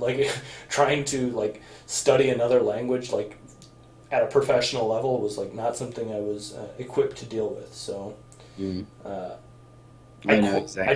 I dropped out of that class 2 days into it and never looked back. Yeah. Well, you're. I reckon you're probably quite happy with your choices, considering where you are now. Yeah. Not doing Spanish. Not doing Spanish, that's the important thing. That's the important thing, not doing Spanish. Yeah. Yeah. Well, German Mirror coming up, potentially. What map should we do? How mad would they be if I picked a water map or a non-TP map or something like that? Let's do... Honshu Regicide. Interjection wants. Honshu. I Regicide. do I? Kappa. Manchuria is fine with me. Yeah, Manchuria. Garchuria, by the looks of it, coming out. Garchuria. A little bit of Garchuria. In my opinion, with the middle minds makes the best German mirrors. Sure. All right, yeah, let's go with that. He wants to play French again, by the looks of it. He can play French. He hasn't lost with them yet. Yeah, he hasn't won with them yet. Like he can play French if he wants. Should we tell him? Nah. Nah. All right, ladies and gentlemen, welcome back to another Saturday's... Wait, what? Game before in this Saturday Smackdown. Oh, I didn't do my recording. Dang it. All right, well, let's go again. All right, ladies and gentlemen, welcome back to game number 4 in this best of 7 series. This is potentially match point. Will H2O clean up the series 4-0 and claim another life? That didn't sound quite as good when it came out as it did in my mind. Sound like a psychopath is what it makes. Claims another series. I don't know what I was aiming for. It certainly sounded far better in my mind than it did. It sounded rather morbid when it came out, truthfully. Yeah, I think you're right. All right. Oh, whoops. Maybe he's never like mind. a vampire or something. Yeah. We'll try something else. Anyway, here he is, playing as Germans in the south of the map in the colour blue. Start with an early market by the looks of it there. Has an idle villager, pops it in the town centre, sends it across onto the goat. Look at that. Wow. Not very interesting at all. But what treasures do we have? I always like to start with that. By the looks of it, 90 wood. I reckon he's going to be going for that. That looks like a pretty important one. Going to be working on that away. Lion's pretty tough to kill. But is nicely done there. You're going to get that one back. It's going to creep that. Finish this one off, and then I imagine Crackshot the second. Red, though, of course, playing German and starting with the same. Crateson has elected to do the same thing. Has also built a market. No doubt these players will both be getting the Hunting Dogs upgrade. Absolutely. No questions asked there. Irish Faithful queuing that up right away. And I imagine H2O, of course, waiting for that 90 wood to be put in his bank before he does that. Still going to have to find the 50 gold from somewhere. I'm not sure where he's going to grab that from. He's going to have to collect that. Or perhaps he's going to forego the Hunting Dogs. He's already got it. I find that less likely. Oh, he's already got it? Yeah, he's already got it. He must have got a little bit of a coin treasure. Yeah, he got a 55 coin treasure right at the start, so... Oh, I was looking at text being researched. Either way, I assumed that perhaps he'd scouted this treasure and was going to get Hunting Dogs with the 65 gold. As well. Yeah. But he's already got it, so never mind. But, yep, early plays. Looks like the treasure's going to be favouring H2O. But what do we have? What is the red player likely to come across? I always think it's nice to check out the treasures early game, as it can define. Okay, 85 wood, and I think that pretty much brings them up to equal footing. Yeah, that's about... That's perfect. Like if he goes for it. Yeah, when you see one guy, he's probably waiting on his crack shot to come back off cooldown. But when you see one guy get a big wood treasure, it's always nice to see the other guy come across a nice wood treasure as well. Yeah. Yep. Gonna go for, by the looks of it, for 60 food there, pretty good, and then possibly go for the 85 wood that he has scouted. But this is a German mirror, and of course we are likely to see one of two things from these players, I suppose. There's the Dops and the Ulans in H2, which is always nice, always interesting. But also, definitely because of the trading posts, the potential to go into the Fortress Age. Do you want to tell us about those things? Yeah, so the first option that you mentioned, the whole Cav Doppelsodner dynamic, certainly the more aggressive option, certainly in German mirrors, because Dops do have such high siege and because Dops and Ulans and all those big shipments in Age 3 cost so much population, the ability to pressure early with Dops and siege down houses is something that's always very, very terrifying. Of course, Dops also have that huge sweeping ranged the splash damage attack, which does tons of damage to Ulans, which are really quite paper thin and kind of dangerous in that regard, that they're stickmen. Yeah, they die so quickly. Especially when you have a bunch of Dops beating away on them. And look at H2O sending a villager forward here. Maybe he's even going to do something like a Dop Rush. Dop Rush. Yeah. I'd love that scene. And the other alternative, like you mentioned, is just the more standard defensive Cav opening, a little bit more flexible. Of course, can still add in Ulans at some point or add in dops with your Ulans at some point. But it does also give you the option to age up a little bit quicker should you find the opportunity, or should the opportunity present itself. So we'll see what ends up happening. Doesn't look like that villager actually was going forward, too far forward to build a Rax. I was hoping he was going to come like way up here and drop down a forward Rax or something. When you mentioned it really could have been anything. Could have been a forward villager, but turns out he was actually just going to be herding here. Interesting enough. What is the Irish faithful? Yeah, you see this. This is a villager, isn't it? Where is he heading to? Okay, currently in the middle of the map. This is clearly not a herding villager. This villager's working, by the looks of it, sneakily away around the edge of the map, undetected, or perhaps he's overshot a bit and gone a bit too far. Either way, a forward villager, and likely to see some sort of aggressive building placement from that, I would imagine. I see no other reason as to why it'd be this far away from home.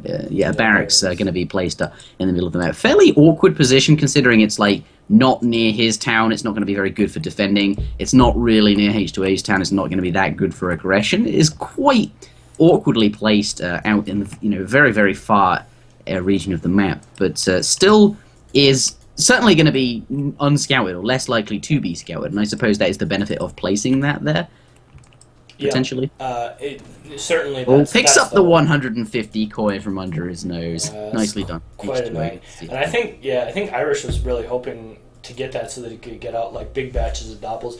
If we take a look at Irish Faithful's villager split, he's gathering a ton of coins. So let's flip over to the military units in queue, and he's got a dop in queue. H2O's also got bunch of cav in queue as well, so the Rax has been scouted, and sad face. Yeah, so that was really the only merit of that placement there, and now that's gone. It's been scouted, and Irish Faithful clearly is going to be telling. Well, it's clearly his disappointment is clear.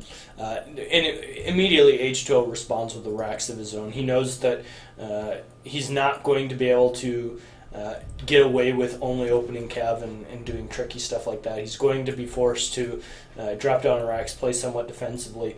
And here come the dops from Irish Faithful. We'll see whether or not they have any effect now that kind of the surprise factor is worn off. They're going to be known about and stuff like that. So a little bit of a raid coming here for H2O. Not able to pick up any villas just yet, but... well, there's one. Did he get one? Yeah, he did get one. Yeah, not going to get any others. So certainly belling his opponent up here. Though we do see 3 Doppelsodners and 2 Ulans now approaching his base. 5 Doppelsodners arrive of his own to meet them. Nicely popped, and they're going to snare up these other Doppelsodners. They're not going to be able to escape, and by the looks of it, going to clean all of these up, I think. And those 3 Doppelsodners, they are toast. Yeah, they are not long for this world. They're snared up. Couple more dops coming forward here for Irish Faithful. He also does have the 3 dop shipment, which is going to run into the cav maybe here. No, looks like not quite. If it does, then it's going to be painful.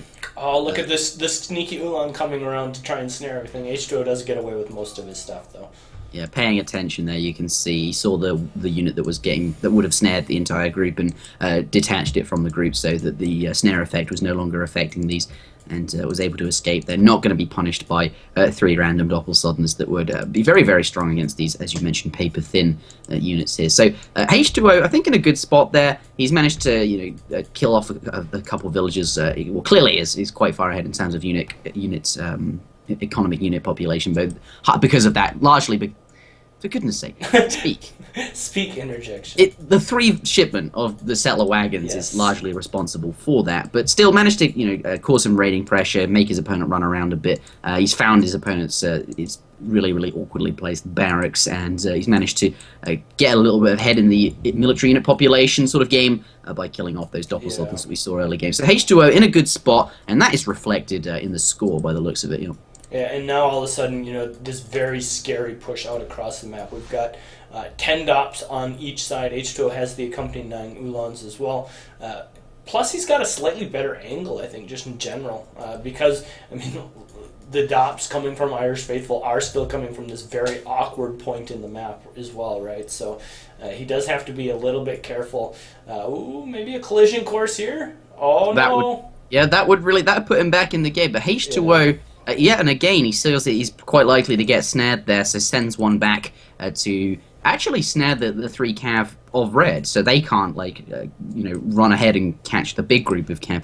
H2O sees that, and I think that could have been catastrophic had he not. H2O clearly pays a lot of attention to everything that's going on the map. He's got a really great awareness for the game and all of the things that are happening in it, and is not going to lose all of his cav to some random collision that really didn't need to happen here, and does actually manage to work his way into a position where these red doppels are arguably out of position, going to keep them interested, going to slow them down with this one cav so that his dops of his own can get up close and deal a lot of damage. And I think that was worth it. Actually that did keep them interested and enabled him to get this fight where otherwise red might not have actually been able to he might have escaped. But Yeah. 8 crossbowmen coming out, and that's certainly going to clear this up. Yeah, and there's the GG call from Irish Faithful, losing all of his Doppelsodders, and H2O going to take game number 4 as well in fairly convincing fashion.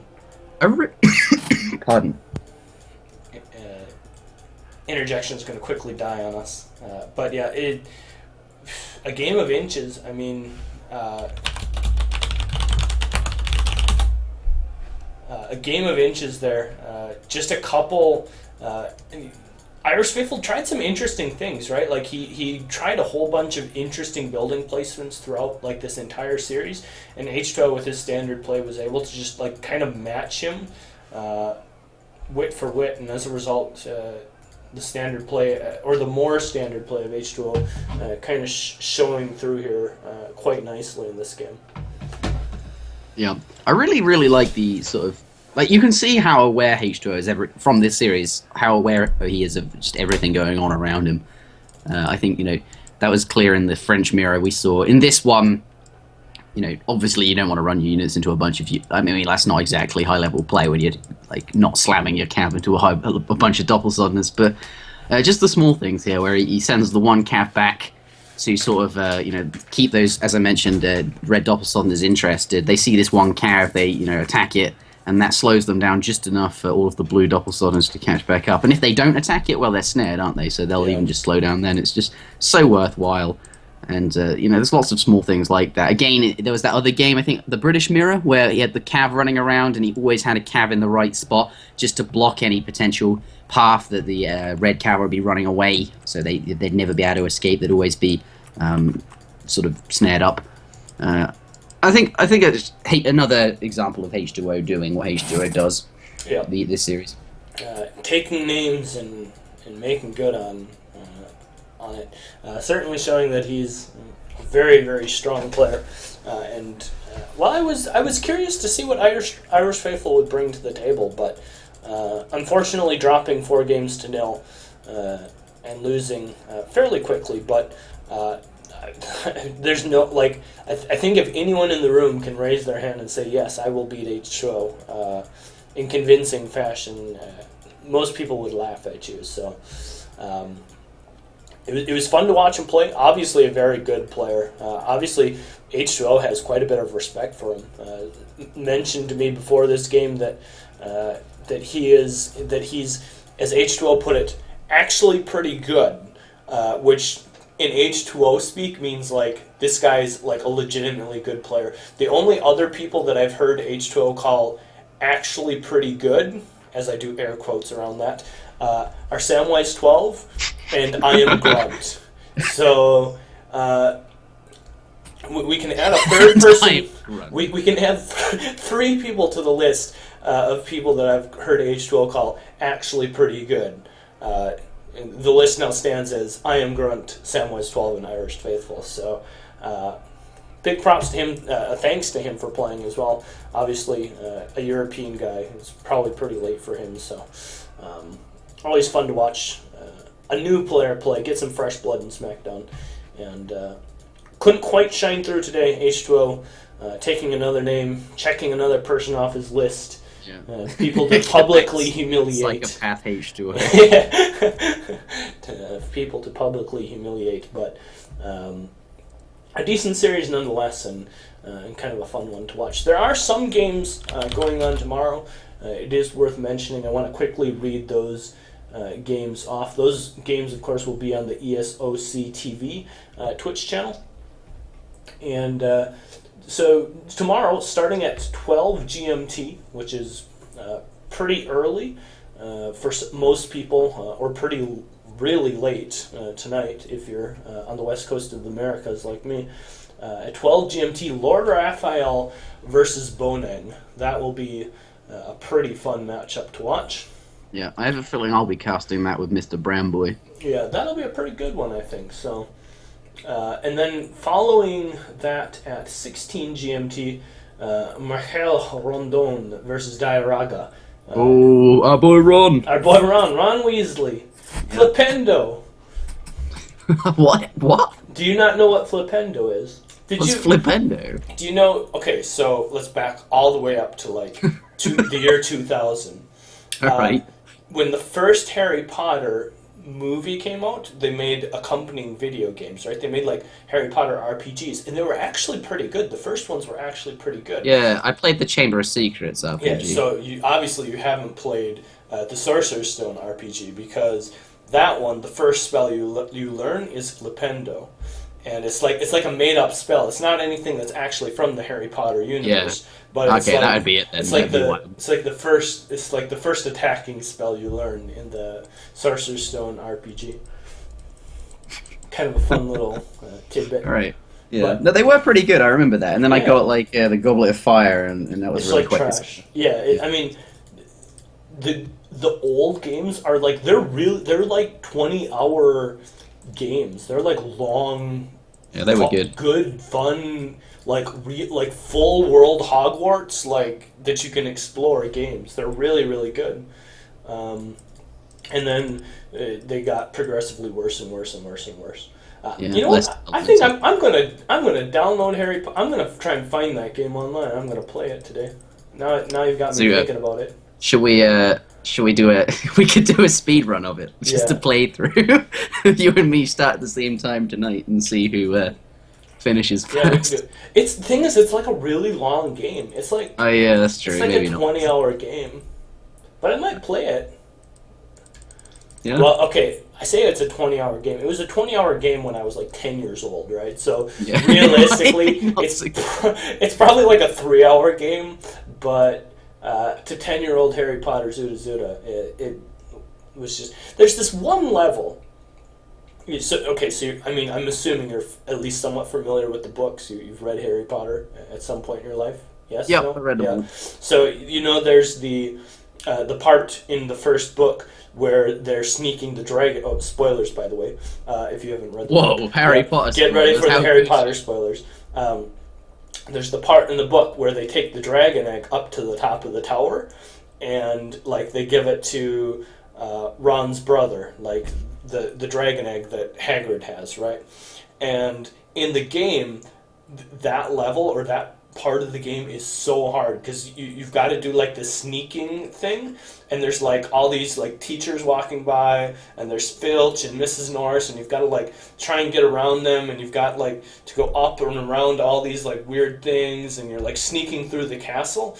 That level, every time I got to it when I was 10 years old, took me forever. And I remember the first time I beat it, it was like I had become a man. I had beaten this impossible level. It was just the bee's You should knees. stream it, Coolest Zoo. You should stream it. If you're going to play it tonight, stream it. I will tune in. Okay. All right. I'll see if I can find a copy of it. Right. I would love to see that. I'll absolutely tune in. That sounds like something I would watch. Yeah. All right. I'll see if I can find it, and then I'll stream it this evening. Yeah. So do everybody follow this channel, the Zuta channel, this Twitch channel. Zuta does stream on this. I don't think he ever mentions that he does. Also, go subscribe to Zuta's YouTube channel, which I'm going to now plug for him in his chat. Sweet. Oh, yeah. You're doing all the hard work for me. Yeah. But yeah, that game was like, it was probably my favorite game when I was 10 years old. I played it so many times. And then the Sorcerer's Stone one is really good. Like, it's the most filled out RPG. And then the second one is okay. Like, the Chamber of Secrets one is okay. And then the Prisoner of Azkaban one, the graphics get significantly better, but the actual gameplay starts to go downhill. And by Goblet of Fire, like, they're pretty bad, actually. Yeah, Like, Goblet of Fire was trash. Like I had that one; it was awful. The Chamber of Secrets was good. I remember playing it. yeah, I liked it quite a lot. pretty good. But you doing a replay today? Yeah, I'm going to do a replay today. I've got a couple of people who've submitted replays, so I'll do a replay today. And, and then I'll have my pizza, and then I'll maybe see if we can't stream some Harry Potter. Oh, sick! All right, cool. All right. All right, I will be heading off then. So it was a pleasure to cast. I always like doing this. Yep. And we'll Thanks talk for to you having later. me. All right. Peace. See ya. All right. Replay time. For those of you who are still here after all my Harry Potter shenanigan bantery, let me find the replay for today. If you haven't played that game, though, seriously, go play it. It's a great game. It's so much fun.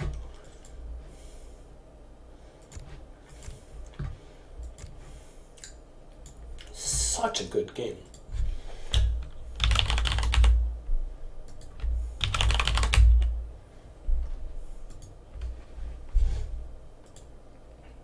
Let's take off the spectator UI.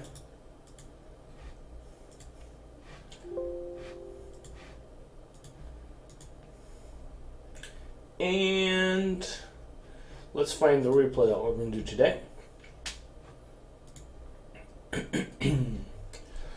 All right. Do do do. Do do do. Where are you at? If I log in, I can just find it easier, probably. My thread Smackdown analysis. Here we go. Okay, so last week, if we remember correctly, we did Fire 1313 versus Goodspeed. That was the last one we did. So today's game is going to be from Fishboy. In his message is, Zuda, I have a few games attached I'd like your analysis on. 3 of them from the Winter Cup group stages, and the other one's a 1v1 versus King of Osmane. He's around PR22 while playing these games. If there's too many, please pick game 2 or 4 as opposed to 1 and 3. So I'll take game number 2 here. And we'll take this and we'll move this into the save games, and we'll do that one. Alright, start back up the game. Here we go.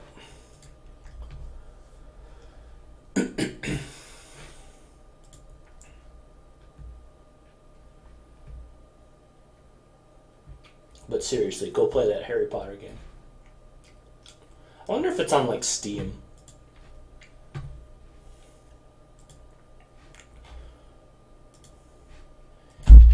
Harry Potter. Lego Harry Potter.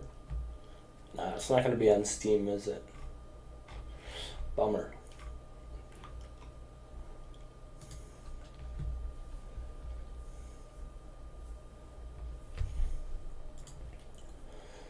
Recorded games. Okay, so let's find Swee the Great, or what was his name? Something about Swee the something. Yeah. Swee the Great. I wonder if it's Swee the Great or Sweet He Great. But in case you haven't ever watched one of these replay analyses, basically what I do is at the end of Saturday Smackdowns, assuming we have enough time, I like to watch a replay, a community-submitted replay, and try and help the person out so that they can learn to be a better player. So today's hero, the person we're following, is going to be Swee the Great. If your name is actually Sweet He Great, I apologize, I'm going to call you Swee the Great. So this game has been submitted to us by Fishboy, and he wants to know what he can do better. I think just general analysis. So he's playing against King of Osmane, a very good player, a very strong player, PR 35 plus. and we'll see what ends up happening. We are watching the Germans' perspective, and he's going to be playing against the Chinese civilization. So we'll take that into consideration. Alright, a little bit of issues with getting everything going here. A little bit of wasted time in the early game. Wasn't the cleanest start. Pop that villager through the town center next time. You spent a lot of time running with your settler wagon to herd. You had a little bit of idle time. Your first settler wagon, when you unbelled him, came out the wrong side. Stuff like that. I'm pretty sure that's stuff that you can watch yourself and fix. I like this, killing your bison nice and close. Hell, if I were you, I'd probably, when this next villager came out, I would get into a position where I could realistically kill all these bison. What treasure did you pick up? Alright, you've picked up enough treasure that it looks like you've decided you're going to go for a market start. You should have decided this at the start if you were going to go for a market or not. Also on this particular map, when you start with 200 wood, I would usually just go for a trading post, especially on a map like High Plains that has a really good trading line. So all things to consider, but not game breaking. Those decisions are won't lose you the game themselves. Okay, now you're going to go for a TP? What's going on here? I'm a little bit confused. You don't have quite... Alright, there it is. You're idling your town center here quite a bit. Okay, so I'm gonna pause here because this is... Your start has been problematic enough that I think it's worth mentioning. So you built the house right away, which signals to me that you don't have a clear plan. You should know what the crate start possibilities can be with your civilization and have a plan for each of them going into the game. You shouldn't be deciding what you're going to do based on the crate spawn while the game is unfolding. During the loading screen, you should know what the map is, and you should say, okay, on a 200 wood start, I'm going to build a trading post, chop 100 wood, and then build a house, and not idle myself. Or you should say, if it's a coin start, I'm going to look for a coin treasure, build a market, buy 100 wood, whatever it's going to be, right? Whatever you want to go with, know what it's going to be. But this was just like a little helter-skelter. You didn't have a decision, and then all of a sudden you're like, oh shit, maybe I should build a trading post, kind of split villagers off onto everything. Didn't really have a very clear plan as to what you wanted to do going into the start of the game, and I would try and clear that up. You'll save a lot of villager seconds. You missed some building time on villagers because you immediately swapped like everything over to wood so that you could get out the trading post, stuff like that. So try and clear those little things up. Watch some high-level replays. Look what they do, and try and emulate that. Just because what players do in the start of the game is usually pretty good. This is. I mean, you've got 2 hunts to herd here potentially. I would argue this bison herd is always going to be better than this pronghorn herd, just because the pronghorn have 400 food, the bison have 500. The bison also come in larger stacks just in general, and are easier to control in my opinion. These deer just run kind of goofy. Like I don't know what the AI is behind them or something, but I always prefer bison over pronghorn. Plus, there's more food in the bison packs. Your scouting pattern has been pretty good for what it's worth. Alright, you're going to herd your second hunt. I don't know that on a map like this, it's especially against a civ like China, who's 99% of the time going to straight FF, it's overly important to herd 2 hunts this early. Yeah, like I don't even think you took a bad angle shooting those hunts there. They just have a mind of their own sometimes. Kind of let this one bison get away into kind of an awkward spot. Try not to let him get back there. Another little tidbit, when you're going to go herd, never herd if you have the option to with a settler wagon, just because this represents 2 villagers of walking over here, 2 villagers worth of shooting, all that time that he's not gathering food. You could cut that waste in half by sending a normal villager. And look at how all those little things have added up. 17 population. You should never have to really idle for too long at 17 population, even with a TP. even if you don't find great treasures. And you had to idle for quite some time, so if you can clean that up, you'll save quite a bit of time off of your early game. A little bit of a back hurt there, or you shot the hunt the wrong way. It wasn't really even a back hurt, just shot him the wrong way. See what your game plan is here going into the next stage, though. Splitting some villagers off to go gather resources. Okay. I don't know that this is inherently wrong. I'm assuming you're chopping wood for a market or a second trading post. This is good. This is great. If you can kill, like, that's a huge win. That's great for you. This is really good. Identifying that he's on low enough hit points that you can stop the trading post. That's really good.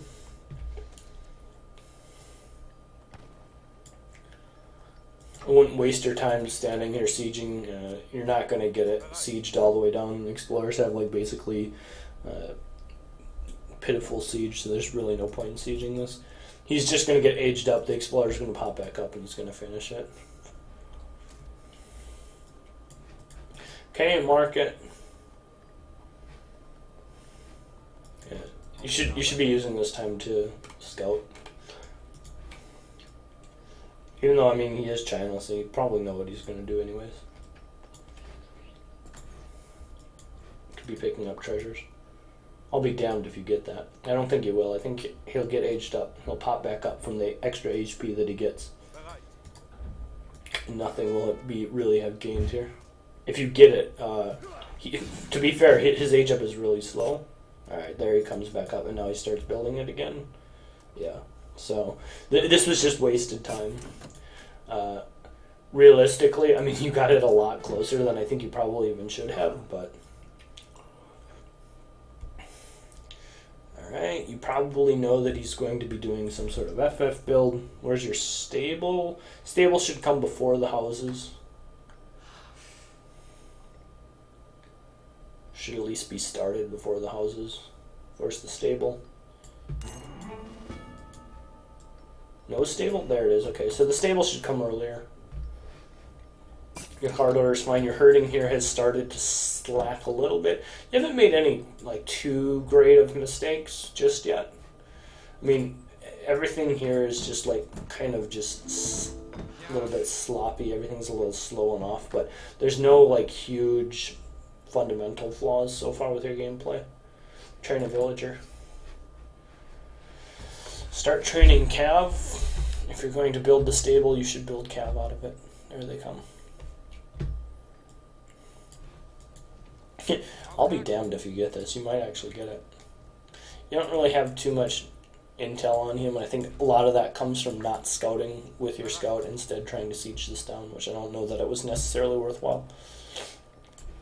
Herding is okay with this back herd. These deer have predictably been impossible to corral. I don't think that's really any fault of yours. Queue up a couple more cav. Alright, he's aging. You see the porcelain tower. You forced Minutemen. That's good. That's a win. Just get out of there. The more of these cav you can keep alive during this situation, the better. Oh, don't run back in. You could have kept that guy alive. Okay, you only got out one cav, which, I mean, truthfully, China's already aging up. Everything you did was a little bit slow, so you probably wouldn't have been able to get too much raiding pressure. Like, you could probably just send your cav over here and start raiding this. He's PR 35. His herding has been pretty immaculate this game. Like, he's got like 5 dead hunts underneath his town center. You're never going to be able to probably raid him too hard. Maybe on his coin mine here, but you didn't scout that just yet, so your age up time's good. I think I would have just taken all my cav over here and just sieged down his TP, honestly. A little bit of raiding action, good. 700 wood coming. Don't know that you need to be chopping wood when you're sending 700 wood. Slowing them down here, that's good.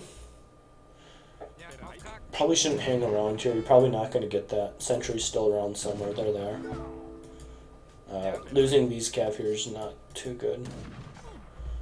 I'm going to try and keep as many of those alive as possible. Still nothing overly big. I mean, just like losing little sloppy pieces of your army. I still would have liked to seen all of your cav come over here. I'm still waiting for like a big screaming issue to come at me. Everything's slow. So, okay, I'm going to pause and I'm going to say everything is a little slow here. And I keep saying that because you get aged up and you should have like an immediate plan. It kind of goes all the way back to what I said, like starting at the loading screen.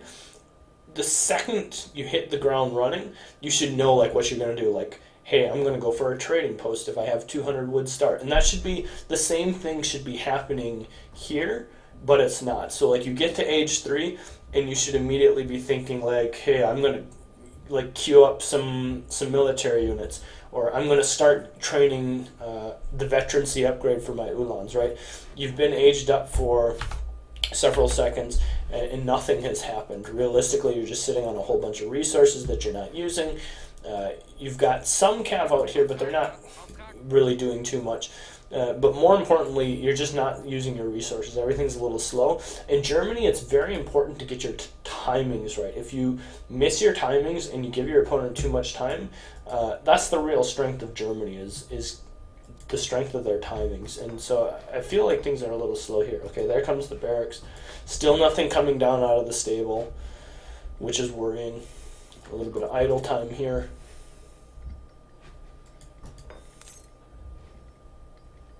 Like, look at here. Like, nothing has really happened here in your base. You got the TP, that's good. Your overall ideas are still pretty good. No. Stop. Why would you go over here and build this TP? You just killed this one. And in fact, I would argue this one is even better to build on, right? If you can split up your TPs on two sides, it gives him two different places that he has to apply pressure to shut down your shipment progression, which is huge for you. By walking over here, just to put them right next to each other, sure, they're easier to defend, but they're realistically easier for him to kill as well. Plus, you're going to be wasting tons of time walking all the way across the map. Just throw down that TP right here. That is a big mistake. Your barracks has not been started. You have these things over here queued up, but they haven't been started. I mean, he's probably just going to come in here and roll you with a timing push, honestly. Got your cav coming. That's good.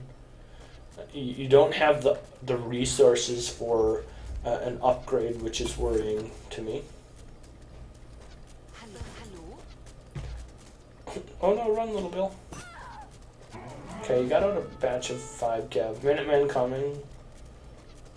8 skirms coming. At this point in the game, you should probably just straight up cancel steel traps. This is also a huge issue, right? Like these need to be building. The fact that you have 300 wood just sitting here on the floor that's not doing anything is quite problematic.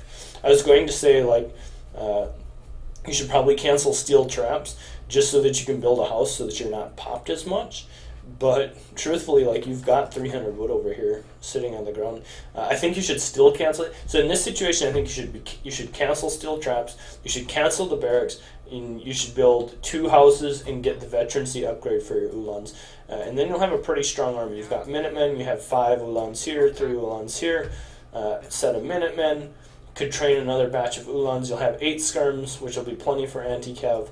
And the veterancy upgrade for Ulans, which is pretty good against China, especially when he's shipped 5 meteor hammers and hasn't shipped intervention yet. We'll flip over to his base. He's training cav, hasn't shipped intervention yet, so great. That's a good thing for you, because intervention is really hard to deal with Germany until you get 8 skirms out. But you're going to be popped here for a significant amount of time. Okay, there you had an oh shit moment, realized that those weren't building. You should prioritize building the house. Like, you've got major pop issues here, right? Okay, you've got the houses coming. Okay, good. That's good. Second TP is up. Could have been over here.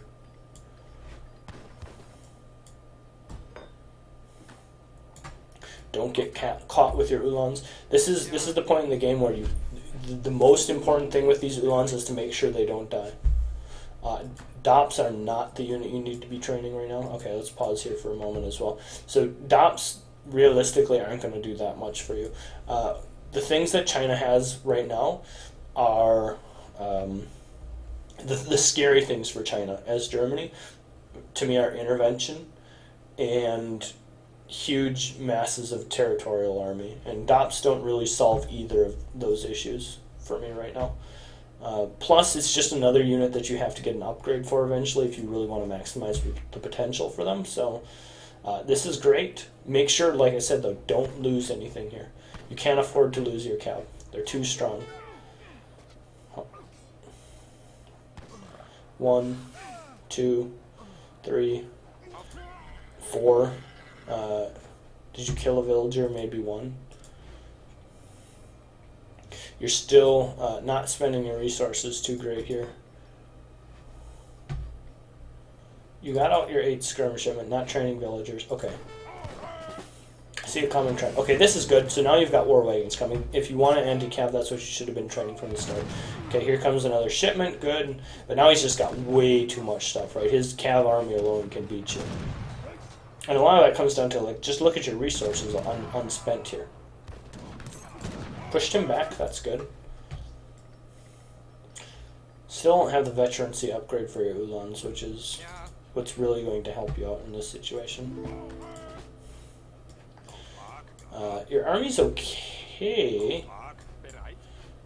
I mean, it's a decent army, but it doesn't have a lot of upgrades. You don't certainly. I mean, now you're like, oh shit, he's got so much cav, right? I need a bunch of anti-cav. That's probably overkill. He does have a lot of cav. Okay, getting the veterancy upgrade for the DOPS. That's okay, I guess. You got a lot of unspent resources here still. Like, look at 800 food, bunch of coin. Spend, spend, spend it up.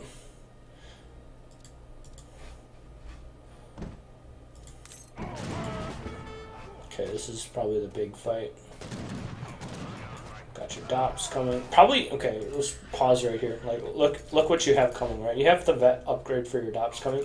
You have a decent number of DOPS. I think a couple of them have died. Yeah, there's one that's already died. Probably lost another one. Probably had 10 total. Look at where you're fighting. You're fighting out in front of your base. What are you realistically guarding? Not really that much. You still have a coin mine back here with a little bit of coin. Your hunt is back here to the side that could have been controlled slightly better. But really what you need is you need the upgrades for these units to come before you actually fight with his units. Because if you look at all of his units are shadow attacks, right? He's got arquebusiers, he's got iron flails, meteor hammers, Changdao swordsmen, everything basically in this army, aside from the coin pikes and the chukunu are shadow attacks to age 3. And you've got unupgraded Ulans and upgraded Doppelsounders as a fairly large component of your army, 8 of each. So at the very least, wait until this one upgrade comes. And then fight then. That'll give you a slightly better chance at the very least. Just got caught out of position here.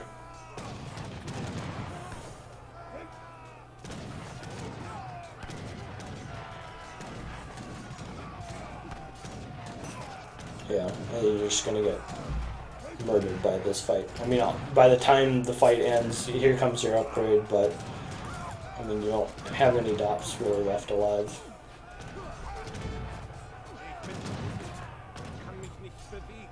Okay, end of the replay. Lots of things we can learn from this replay. Number one, and the most important thing that I'm going to say for someone at your level is to spend your resources. Even at the end of the game, you have 900 food and 242 coin. Also, the second you hit up to age 3, you had like 500 of each resources, 1,500 resources. That's a ton of military unit potential, especially with a civ like Germany with 2 TPs that's going to have things like 9 Ulans coming, 8 Ulans coming, 8 skirms, 7 skirms, the big 4, going to be really, really scary and really, really good. When you spend your resources and ship all those shipments, remember, XP is essentially just a resource, you're going to have a huge army, and that's really hard for a lot of civs to deal with, but you just didn't spend them. And even at the end of the game, you're consistently having 13, 14, 1,500 resources to spend, and you've got population here even at the end of the game that you can use. Right, just make sure you spend those resources. That's the first and most important thing for probably anyone under PR25 is to always be training villagers and to always be spending your resources. Even if your builds aren't very good, if you're always training villagers and always spending the corresponding resources that those villagers are gathering, you're doing something right. You're going in the right direction, right? But in this game, there were times when you weren't training villagers and you weren't spending all of your resources. So those are the first two big things just from a very high level that I think you should take into consideration. If we look at the villager count, right? So, I mean, there's times where obviously you have lulls because, hey, guess what? You're aging, right? But like this, for example, that little issue we saw early on in the game, that shouldn't happen, right? Where you just miss some villager train time because you just didn't have much, you didn't have a plan as to what you're going to do going in. So that's like 15 seconds of time that you can just eliminate completely. Here, also looks like there was a little bit of downtime, especially at the end of the game. I mean, things are really starting to fall apart, even when, you know, you're not doing much of the, not getting pressured too much, right? Things are starting to fall apart. So always train villagers, always use your resources. I wish there was an unspent resources graph in this game, because I think it would be very, very useful. I think very often what you would see for high-level players, if there was something, I'm going to simulate it with my mouse, is it would be like low, low, low, low, low, low, low, and then it like starts to build up because they're obviously saving to age, crashes down to 0 because they've aged, and then it stays low, low, low, low, low, and then maybe they're saving for something expensive like a town center, right? It creeps up a little bit and then crashes back down, and then it stays low, low, low, low, low. And so it's okay to stockpile your resources if you're saving it for something. You're saving to age, fine. You're going to have to stockpile 2,200 resources. That's a mechanic of the game. That's just how this game works, right? But the second you accomplish what you were trying to do, that number should go back down, and you should go back to spending your resources as effectively as possible and keeping those numbers relatively in check. There are points in this game, if you go back and rewatch the replay yourself, where I'm sure you can identify times where you have population space, you have resources, and you're just not doing anything with them. So that's the first thing that I would mention. Really try and fix up those little flaws. The second thing that I want to mention is just on your early game. I say this probably all too often when I watch lower level players play, but have a formulated plan with what you're going to do with your wood for the first 5 minutes of the game. Wood is a pain in the ass to gather in this game. It gathers so slow. That's why shipments like 700 wood, aged politicians like 400 wood with the quartermaster are so good. Because you don't have to gather that wood. That is the slowest gathering resource in the game. In this game, early in the game, you didn't have a lot of ideas of what you're going to do with your wood. You were floating random amounts of wood. You decided to randomly chop a whole bunch of wood to get a TP after you had already had the chance realistically to build a TP with your starting wood. Just little problems like that, right? So everyone under PR25, if you can calculate your wood and get into the habit of collecting only the wood you need and using it in an efficient manner, you're going to skyrocket in PR. It's a great way. The two things that every player can do under PR30 to improve their gameplay is learn how to use your wood efficiently, train villagers all the time, and spend resources. If you do like those two things from just a macro perspective, you're going to get better at the game, no doubt about it. So those are two very important things, I think, for you in terms of your gameplay. And then when it progresses into the age 3 play, I mean, like I mentioned a couple times, things just felt a little slow. You had a stable up, weren't spending your resources. I would have loved to have seen you gotten the veterancy upgrade with your stable when you had the opportunity, and make the most use out of the Ulan skirm composition. I think the war wagons and the DOPS were kind of like an oh shit, he's got a ton of cav type thing, but realistically, you could probably have so many Ulans here that it wouldn't matter. And then he would be forced to do stuff like send intervention, and then your skirms become slightly better. So just stuff like that. Making sure you clean up like your compositions in age 3 and stuff like that. Certainly you don't want to be making 4 units in the 3rd age with Germany, especially 2 of which stops and Ulans, which need to be upgraded. It's very taxing on your early age 3 economy. It's very hard to pull off a composition like that, especially with all those veterancy upgrades that you need. So those things, I think, take them into consideration. Try and improve on them, and you'll really be able to clean this up. The other thing to consider is you are playing against a player who's PR 35 plus. It's great to challenge yourself. It's great to have ambitions. Playing against good players is certainly a great way to improve, but playing someone who is significantly higher than you, like 10, 15, 20 PR higher than you, probably you're not going to gain as much, because like in games like this, he's just not going to make many mistakes, and then he's just going to roll you over, right? You need to at least have a little bit of time for your weaknesses to kind of sink in and to capitalize on your opponent's weaknesses as well. So I would recommend always playing someone, if you're playing strictly to try and improve, I would find someone like 3 to 5 PR better than you and play a ton of games with that person. And that's what I did personally. My 3 to 5 PR better than me person that I played a ton of games against was Victor Sui. And that's how I got much, much better at the games. Just spamming 1v1s against him, and then going back, watching the replays, looking at the stats afterwards, and thinking, okay, like, what can I do to improve my gameplay after this game? And obviously, I mean, you said you were between PR 20 and 22. King Osman's like PR 35 plus.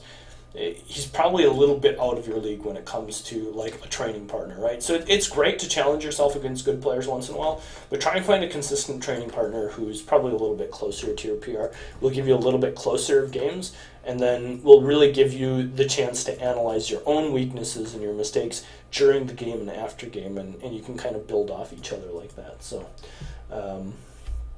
hopefully that helped.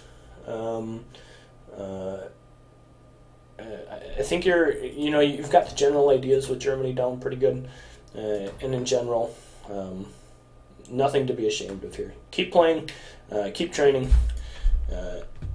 We'll all make it someday. So thanks for submitting the replay, and certainly if you want to have another one submitted at some time, feel free to post it in the thread. I'll be happy to take a look at it once again. So I'm going to find someone to host here. That is the conclusion of this particular stream. Thanks for tuning in, guys. Of course, always appreciate it. Always love doing Saturday Smackdown. And it didn't work out as I was hoping with the for money event, but we'll maybe rethink some of the ideas we had there and try and get it to go again. So that's going to do it for me. I'm going to host this guy, this collection guy. Looks like he's playing a little treaty. If that's your jam, feel free to go watch him. If not, well, you don't have to. But I always like to try and support other people as well. So here we go. Head over to this guy's stream. Let him know I sent you. Thanks for tuning in, guys. Definitely appreciate it. And we'll catch you all next week. Peace.